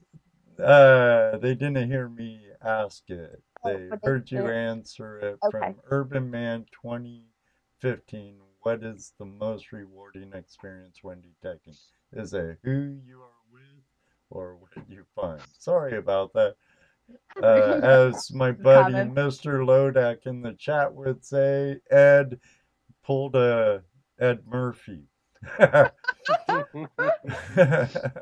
man. Well, I think you guys heard the response. It's definitely who you're with and not necessarily what you find, because there's so many times we go out with Finds are a people. bonus. Yeah, seriously. It's just about getting out and exploring and hanging out with friends. I mean, like, okay, Brian Allen. Brian, you're listening. Is he still on there? Oh, he's in How many there. times did I go out with you? And I didn't find anything. Like, so many times. I think this past time we went out, and it was like the first time that I got like anything remotely good. But I still drove out there all the time, you know, to hang out. And I mean, that's what it's about, is the friends that you make. Yeah. I think I've made so many amazing friends in this hobby. I've made friends that I consider like family. Oh, absolutely. There's just certain people that I've connected with and become very close with, and I consider them like family. That's and that means the world to me. Yeah. That's worth more to me than any 1,000 gold rings I could ever find. Oh, I know. Ever. So. Yeah, what he said. Sounds sort of like us with gold prospecting. It's the gold's a bonus, and it's the camaraderie with the people you're with or your friends that you're digging with. There's a lot of similarities between our two worlds, and after all, we are collectors, and many of us in my lifestyle also detect. And because of people like you, Drew and Jocelyn, you've got me dusting off the dust on my detectors. So, well, you told me earlier you got your first silver dime. Yeah, in my backyard. That's awesome. And yeah, hey, it only takes one little thing sometimes to spark. There's a whole school full of kids that got sparked from one teacher, from one awesome teacher. So yeah, coolest teacher ever. Yep, definitely, definitely. Oh. Okay, ready for another question? Sure. Oh, you don't have to read the second part of that one. That's my own note on that. Oh, okay, okay. I had to think of it. Okay, go. Judy Tryon. Yeah. What states have you detected in? I wrote them down so I would know. Pennsylvania, Maryland, Delaware, Connecticut, Virginia, Texas, Tennessee, New York, New Jersey, and Rhode Island. I can't think of any others. Probably forgetting something. What am I forgetting? I think that's it for you. I think that's it. I could throw a couple in the mix, but... Oh, and England, does that count? Well, that's not a state. That's a country. All right, never mind. Fine. Oh, man. Should we do another giveaway?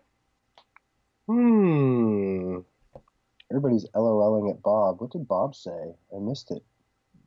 Yeah, so did I. I want to know what everybody's LOLing at Bob for.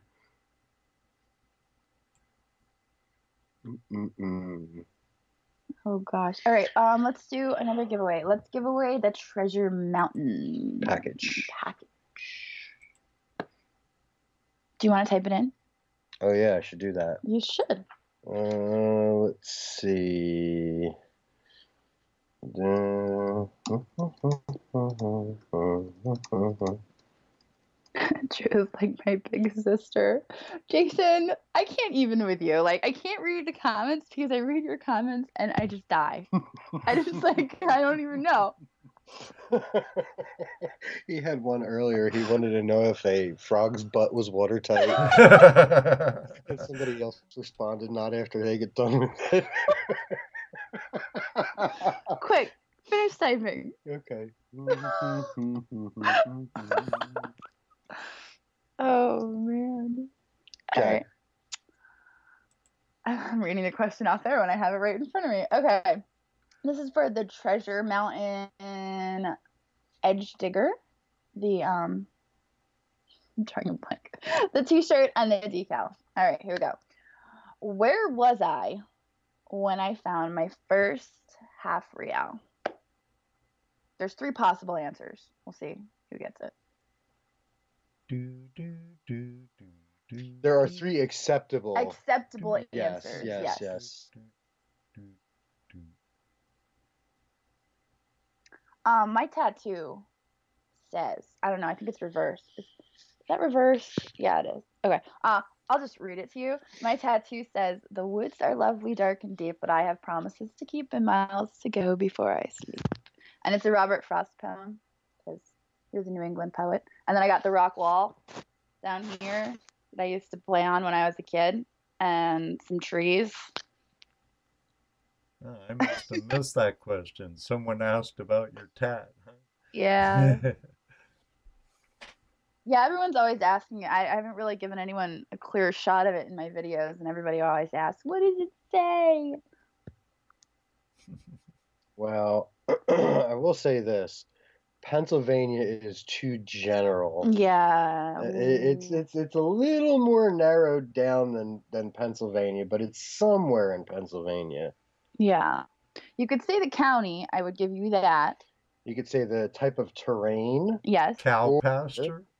Nope. Or the location. Why are people saying Hoover Boys? Probably with the Hoover Boys, maybe. But no. You were in Jersey near a railroad station? No, that was my second half real, was with the Hoover Boys. My first one I dug while I was all by myself. Oh, okay, we got one. Yep, because that's exactly what it was. Yeah, seriously. Warsaw Sea? Nailed it. All right. Tavern on a mountaintop. Go ahead and put that in there. Warsaw Sea. Okay, so you won the Treasure Mountain package. The Edge Digger, the Treasure Mountain shirt, and the decal. So we'll get in touch with you. We'll send you a YouTube message for your size and your address. We'll make sure you get that. Congratulations! And knowing the answers to these questions makes you a stalker. No, it just means you've watched the videos and paid attention. Yeah, one of the questions I wanted to ask, and I just didn't have the time to like figure it out for myself, was how many times in total have I dropped stuff? That would have been like the best question ever, but I just didn't have the time to go back and watch all my videos, so that'd be a chore. Yeah. If anyone wants to watch all my videos and find out for me, that would be awesome. We'd have to give you something for that. Yeah. Oh god. All right. Why did you quit wearing the inverted cross? It wasn't an inverted cross. It was actually just the way it fell. It looked inverted. And I got so many questions asking about the inverted cross, and it wasn't inverted. My dad, who's actually a Southern Baptist pastor, gave me that cross. And I just decided to switch it up. So now we have these matching little hearts. Look. He loved it. Look, little matching heart. It's adorable. Oh man. All right. We've got a couple more questions. We got one, Yeah, 2, 4 3 more. 4 more questions. Okay. There's a different handle. Balayoya. Baliuya. Baliuya? That's a fun one to say. Baliuya. Did you contact Garrett about being a representative, or did they contact you? Well, this is one I kind of picked because I think it's important to kind of put it out there. Trying to think of what to say. No, I didn't contact Garrett. I didn't contact Whites either. I just did my thing. I just gave it my all. I put out videos. I had fun. There was never in my head this concept of if I find something amazing, if I get this many views, if I get this many subscribers, if I start dressing like Digging Brit. There was never any thought in my mind like if I did these things, I'll get a sponsorship. Not that dressing like would give me a sponsorship. Anyway, but there was never anything like I'm trying to get something out of it. I do it because I love doing it. I mean, I was making videos, I was metal detecting, and it had nothing to do with the thought of getting a sponsorship. And I get contacted by so many people that are like, how do I get sponsored? Like I have 300 subscribers and I really want a sponsorship.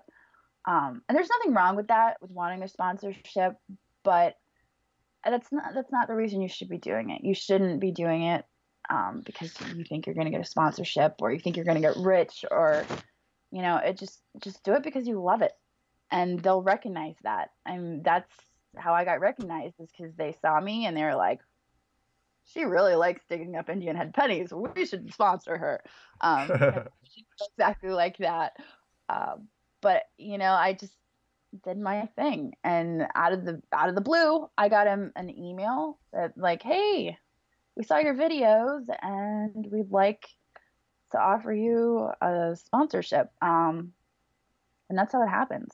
I mean, is that a good answer? Mm-hmm. Sure. Yeah, I mean, I think that's my final answer. But that's really what it's about. I mean, I watch analytics on other channels, on other up and coming channels. Especially I focus on my channel, but I check on other channels and stuff, and I see people buying subscribers, buying views. And it's easy to tell. Oh yeah, it's so easy. I mean, you can look at somebody's stats and you say, oh, they had a jump here. They didn't put out any new videos. They didn't do anything different than I've ever done. They don't, they got more subscribers this day than they got views. How does that work? People are subscribing to their channel without watching the video. I mean, it's clear, and a lot of the manufacturers actually watch those analytics, and they're like, well, something doesn't add up here. So cheating isn't going to get you to the top. I forgot where I was going with that. Generic subscribers are the best subscribers. Yeah, I just put your best into your videos, and you don't have to dig fantastic stuff all the time. I mean, that's like the one thing that really bugs me is like, because it's not, like we said earlier, it's not about what you find. I mean, that's really just a bonus. The metal detecting lifestyle is getting out there. It's meeting new people. It's having fun. It's the adventure. I mean, and I know there's one particular manufacturer out there that looks for historical content in the videos that are being produced. Absolutely. That's what they're looking for. I think the manufacturers are all a little bit different in what they require. But if I mean, I've been detecting for 14 years, and I could really care less about sponsorships and getting stuff and whatnot. I mean, doesn't mean anything to me. I mean, the perks are nice. Don't get me wrong. Every once in a while, when something pops up at the front door and I get to play with a new toy, oh yeah, I'm happy to do that. But I'm going to be boldly honest on what I think about it too. I'm not going to sugarcoat it just because somebody sent it to me. You know. Yeah. I mean, like my whole thing, you know, people just lost their minds when I decided that I was going to step away from whites. And they're like, oh, you left whites for Garrett and blah, blah, blah. And that's not really how it went down. And that was actually one of the questions that I had in my YouTube and I kind of avoided, but I'll get into that. So, you know, I decided that whites wasn't the best fit for me. No reason in particular. I mean, the people there were amazing. I loved my team. It was, you know, it just wasn't the right fit. So I made a decision to leave whites.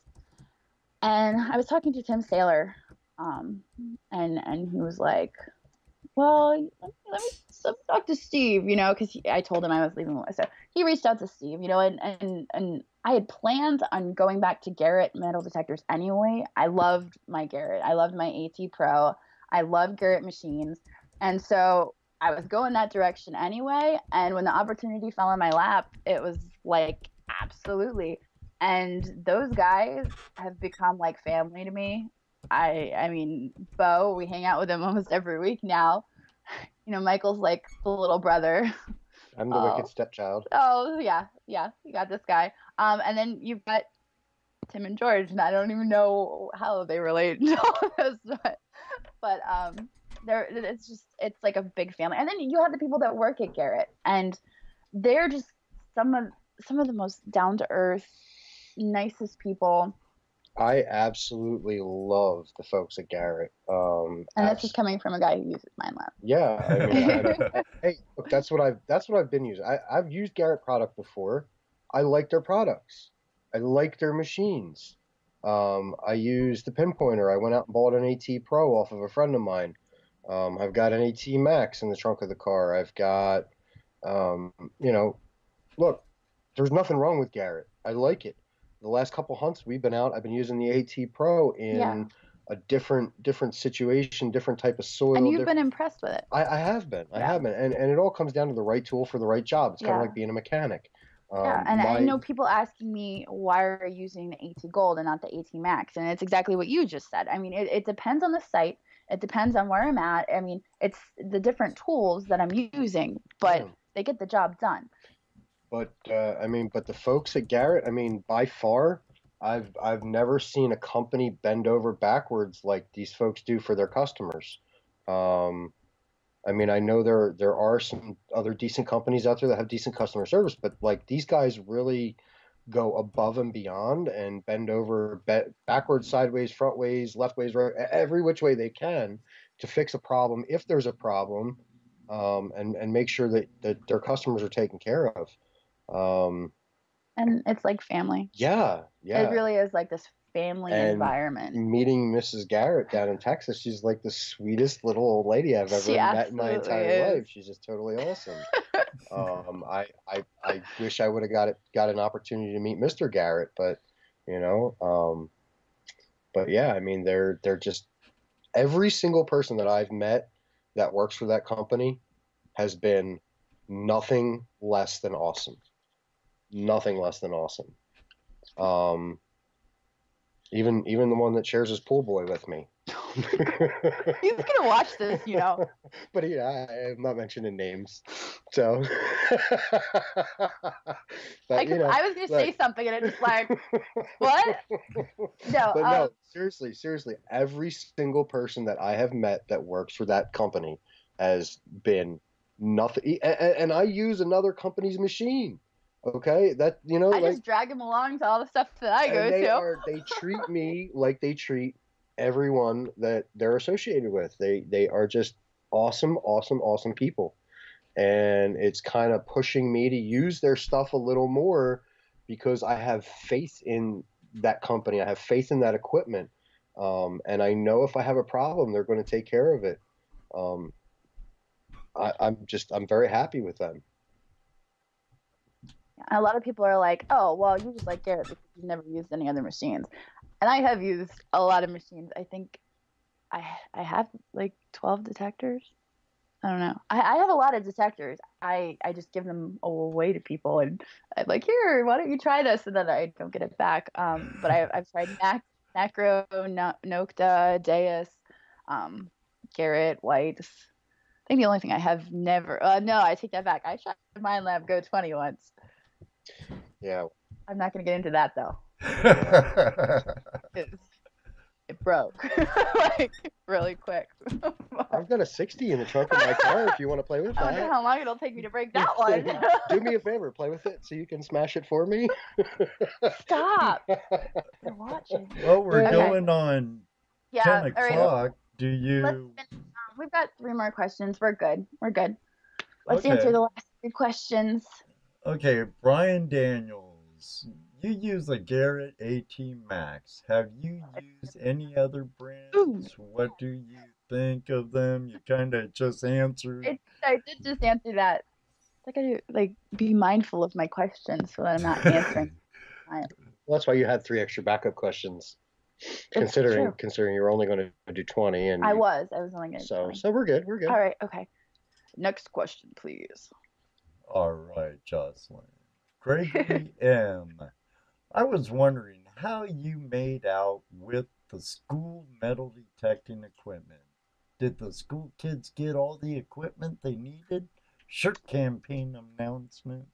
Oh yeah, that part was not for me. Okay, so yes, the school thing. So we hit 1,500. We hit our goal for the GoFundMe a couple days ago, and it was really slow there at the end. So I reached out to bonfire.com and I said, hey, so we're having a hard time reaching our goal. Do you want to design a shirt for us for a fundraiser to raise the rest of the money? So today I just launched a brand new bonfire campaign. The shirts are amazing. They're so cool. And actually, one of the girls in the class, when they gave me that book of finds and pictures and letters and stuff, there was a poem in there that Alexa had wrote, and I actually incorporated that onto the back of the shirt design. The shirts, they're so cool. They're the coolest. So I guess we could put a link to that somewhere. I've been posting it on Facebook. If you're not on Facebook, I'll make an announcement in my video or somewhere. Or you could post it right there. Yeah. I don't know. We'll figure out how to get, but we're raising more money. We raised $1,500 right now. I think. So we transferred out of the GoFundMe from the 1,500. Before we had hit the 1,500, we transferred just a little under $1,200 out of the GoFundMe after all the fees and stuff. Yeah, because they take 3.9%, I think it is, and then they take something. But anyway, so bottom line, we transferred just a little under $1,200 out of the GoFundMe before the goal was hit, so we could get the ball rolling on ordering some machines. Yeah, because it's almost school out for the summer. Yeah, their last day is June 4th. Now we've got, I believe, 8 machines ordered that they'll get before they leave this school year. Okay. And it's going to be Ace 250s and Ace 300s, just kind of like a mix, so we can get the most bang for the buck. And so yeah, so and even the refurbished ones come with the same warranty as a brand new machine, so even if they have a problem with a refurbished one, it's not going to be a big deal because they can get it replaced or repaired, no problem. The really cool thing is the teacher, Josh, is going to be continuing next school year with the same kids being allowed to metal detect, as well as the new 4th grade class that's coming in. And then the following year, they are closing 2 of the schools and combining with a third school. So he's going to have like 3 times the amount of kids. So whatever is raised with the shirt campaign and whatever we've got left from the original GoFundMe, there are going to be more machines ordered. And those will be delivered to the school directly in the beginning of the school year. And so right now they've got 8 machines coming. Somebody sent them gloves. Yes. I had so many offers for gloves, but they have gloves now. They got gloves. You know, I mean, I think it's just it's pretty it's pretty surreal to just see how excited these young kids are about the hobby, and it's so amazing. It makes my heart all happy. One of the young ladies, we got invited to go to her birthday party a couple weeks ago, and that was so much fun. There was another girl there who found an iron shelf bracket and was like totally excited about this iron shelf bracket. And she said she was going to go home and tell her parents that she wanted a metal detector. You know, I mean, just seeing the excitement and the passion that these kids have, it's pretty inspiring, actually. And it makes you want to get involved and just get them going. Because these kids are the future of the hobby down the road. So. And I did just post a link in the chat for the shirt campaign. Yes. What time is it? Yes. Excellent. So you can go check that out. There's it ships all over the world. For I think to Germany it's like $11. So any international shipping it's $11 flat. So you can order like 10 shirts and it's just $11 international. Yep, and I think they charge $4.97 here in the U.S. because we ordered 2 of Aqua Chicker shirts. We sure did. And the shipping was $4.97. You know, here in the U.S. So their shipping is very reasonable in the U.S. and international. Now what they'll do is they'll let the campaign run for what, 2 weeks? I'm actually running this one for 3 weeks. Okay, so this campaign will run for 3 weeks. Once that 3-week period ends, all the shirts that have been ordered will be printed all at the same time, shipped out at the same time, and the quality of the shirts, I was really impressed. They're like really impressive. And they're super soft. Yeah. And I'm awful at doing laundry. I usually shrink everything. I haven't had any problems with the Relic Recoverist shirts that we got. Yeah, they're not like your typical, like, just regular shirts. Yeah, they're high quality cotton. They're really nice. And they're comfortable and soft, and I like them a lot. And this shirt campaign, 100% of the money raised is going to buy machines and equipment for these kids. Yes, and I'm actually like in my head, I'm thinking down the road we might kick off the campaign again, and raise money for kids in another school, or just keep it going and keep giving back to the next generation of metal detectorists. And detectors. Awesome. Those two. I did happen to donate to that also. Oh, I think I might. Yeah, I did see that. I think I might have to buy a shirt too. Yeah, and I felt kind of bad because it's like all these people donated to the GoFundMe, and I didn't have the shirt campaign going yet. But it all goes back to the school, so it's worth it. Ready for the last question? Yes. Okay, Lisa K. Who in your life has given you the most support in metal detecting? This guy right here. Really? Oh. You sit on a throne of lies. Stop it! Yeah, absolutely. Why is that? Every time I feel like calling it quits, like I'm frustrated and I'm not finding anything, and it's just, he's like, no, you gotta stick with it. You're doing great. You have 25,000 subscribers. He just gives me a pep talk every time. I'm just like, ugh, why am I doing this? I'm not finding anything. Just finding camp sloth. Yeah, I mean, sometimes it's difficult dealing with the drama, the naysayers and the haters. But you know what? We won't get into specifics. I just like to remind her that there are 25,000 plus reasons out there why you keep doing it, and Bravo. and you know what? At the end of the day, you've achieved in 3 years what some people in 30 years will never achieve.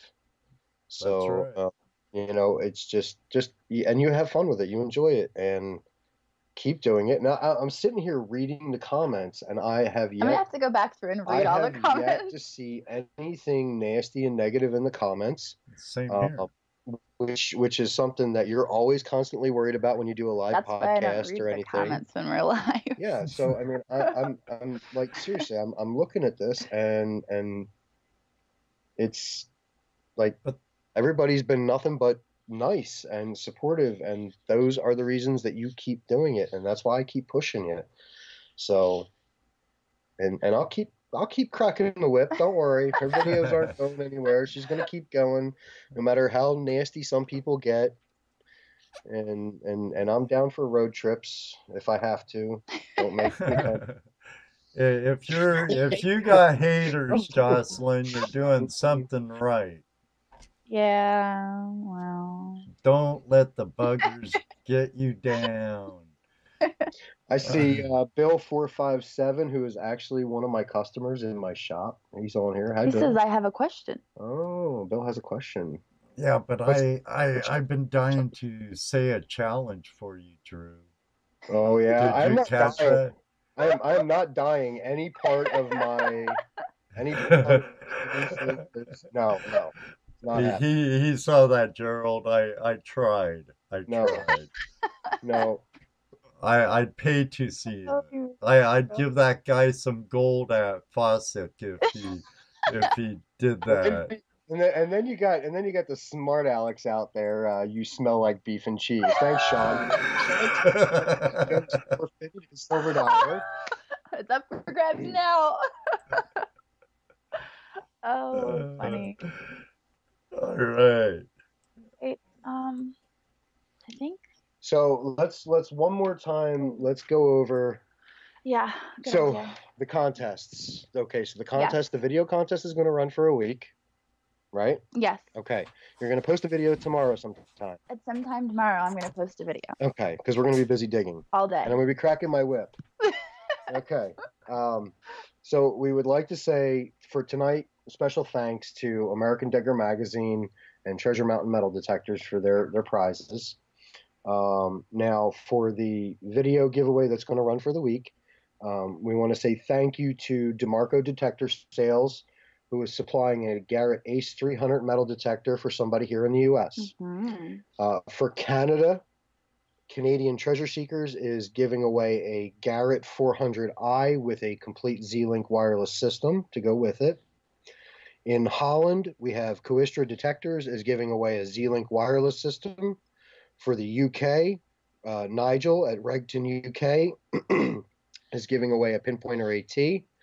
And in Germany, we have Detector Trade International giving away a Pinpointer AT and pouch.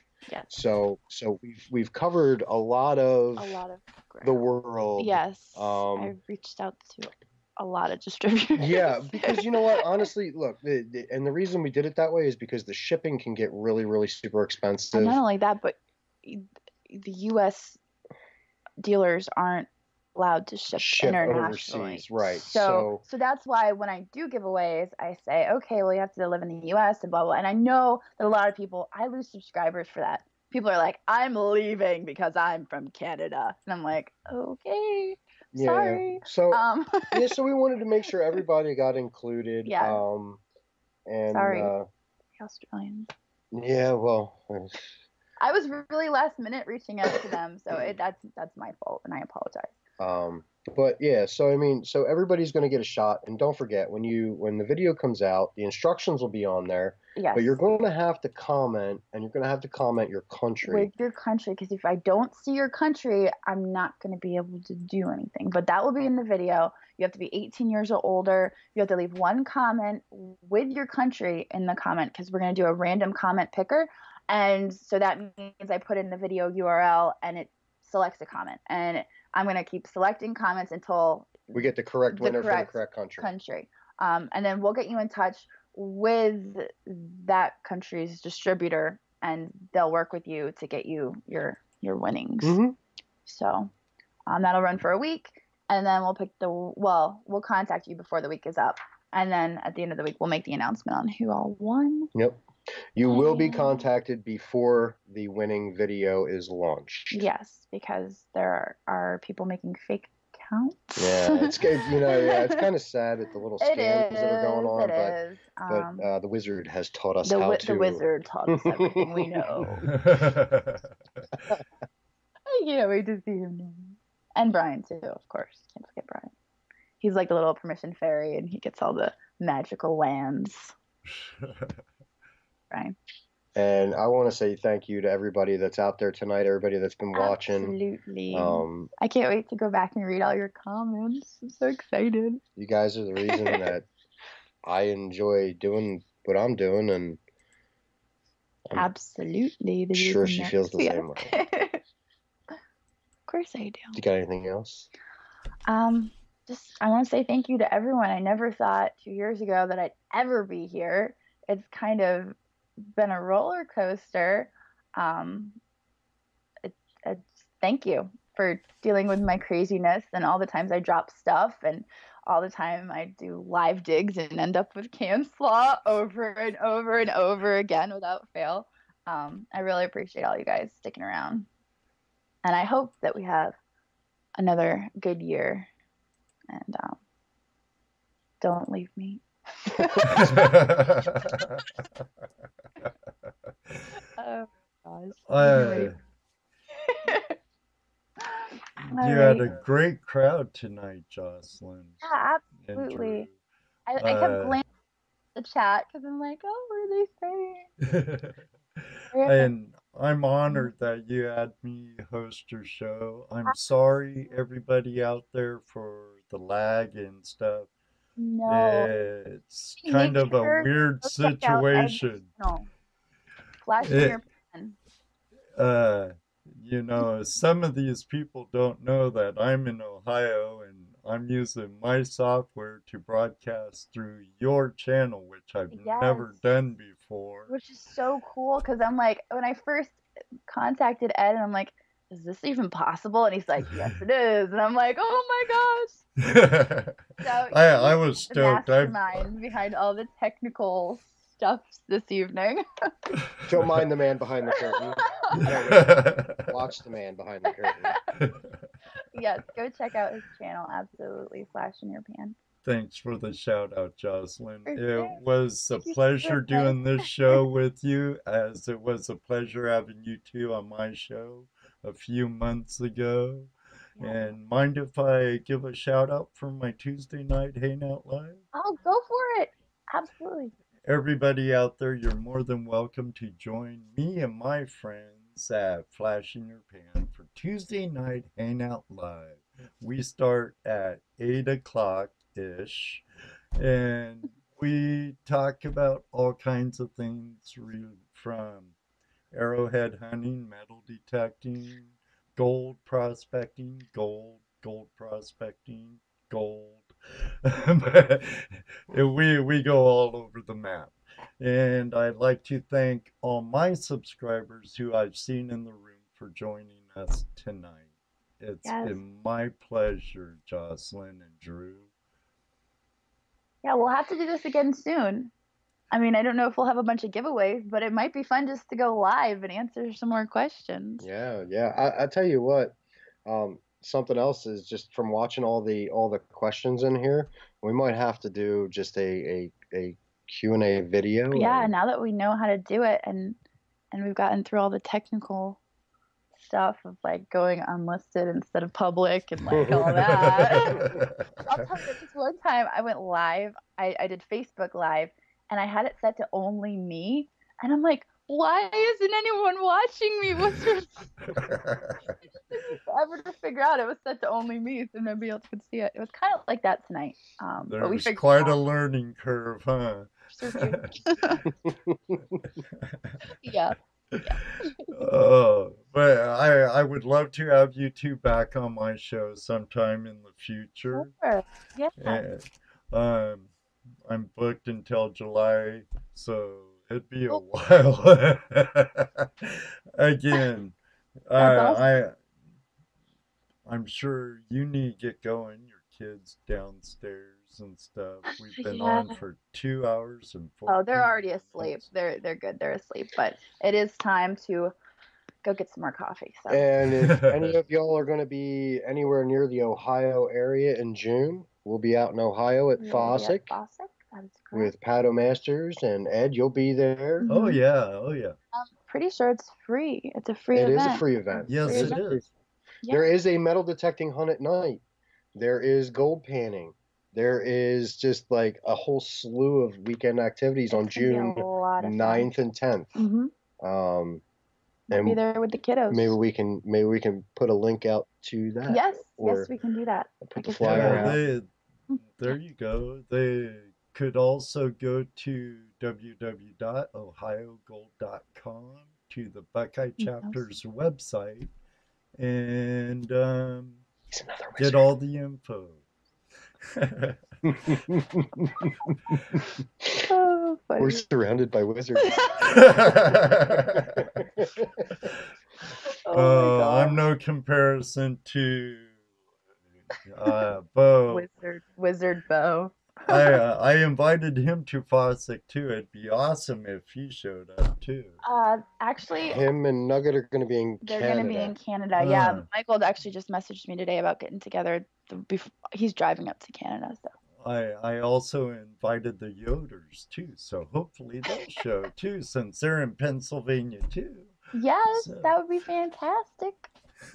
Come dig some gold and enjoy Patrick O'Masters and Susie Q's metal detecting hunt, the night hunt.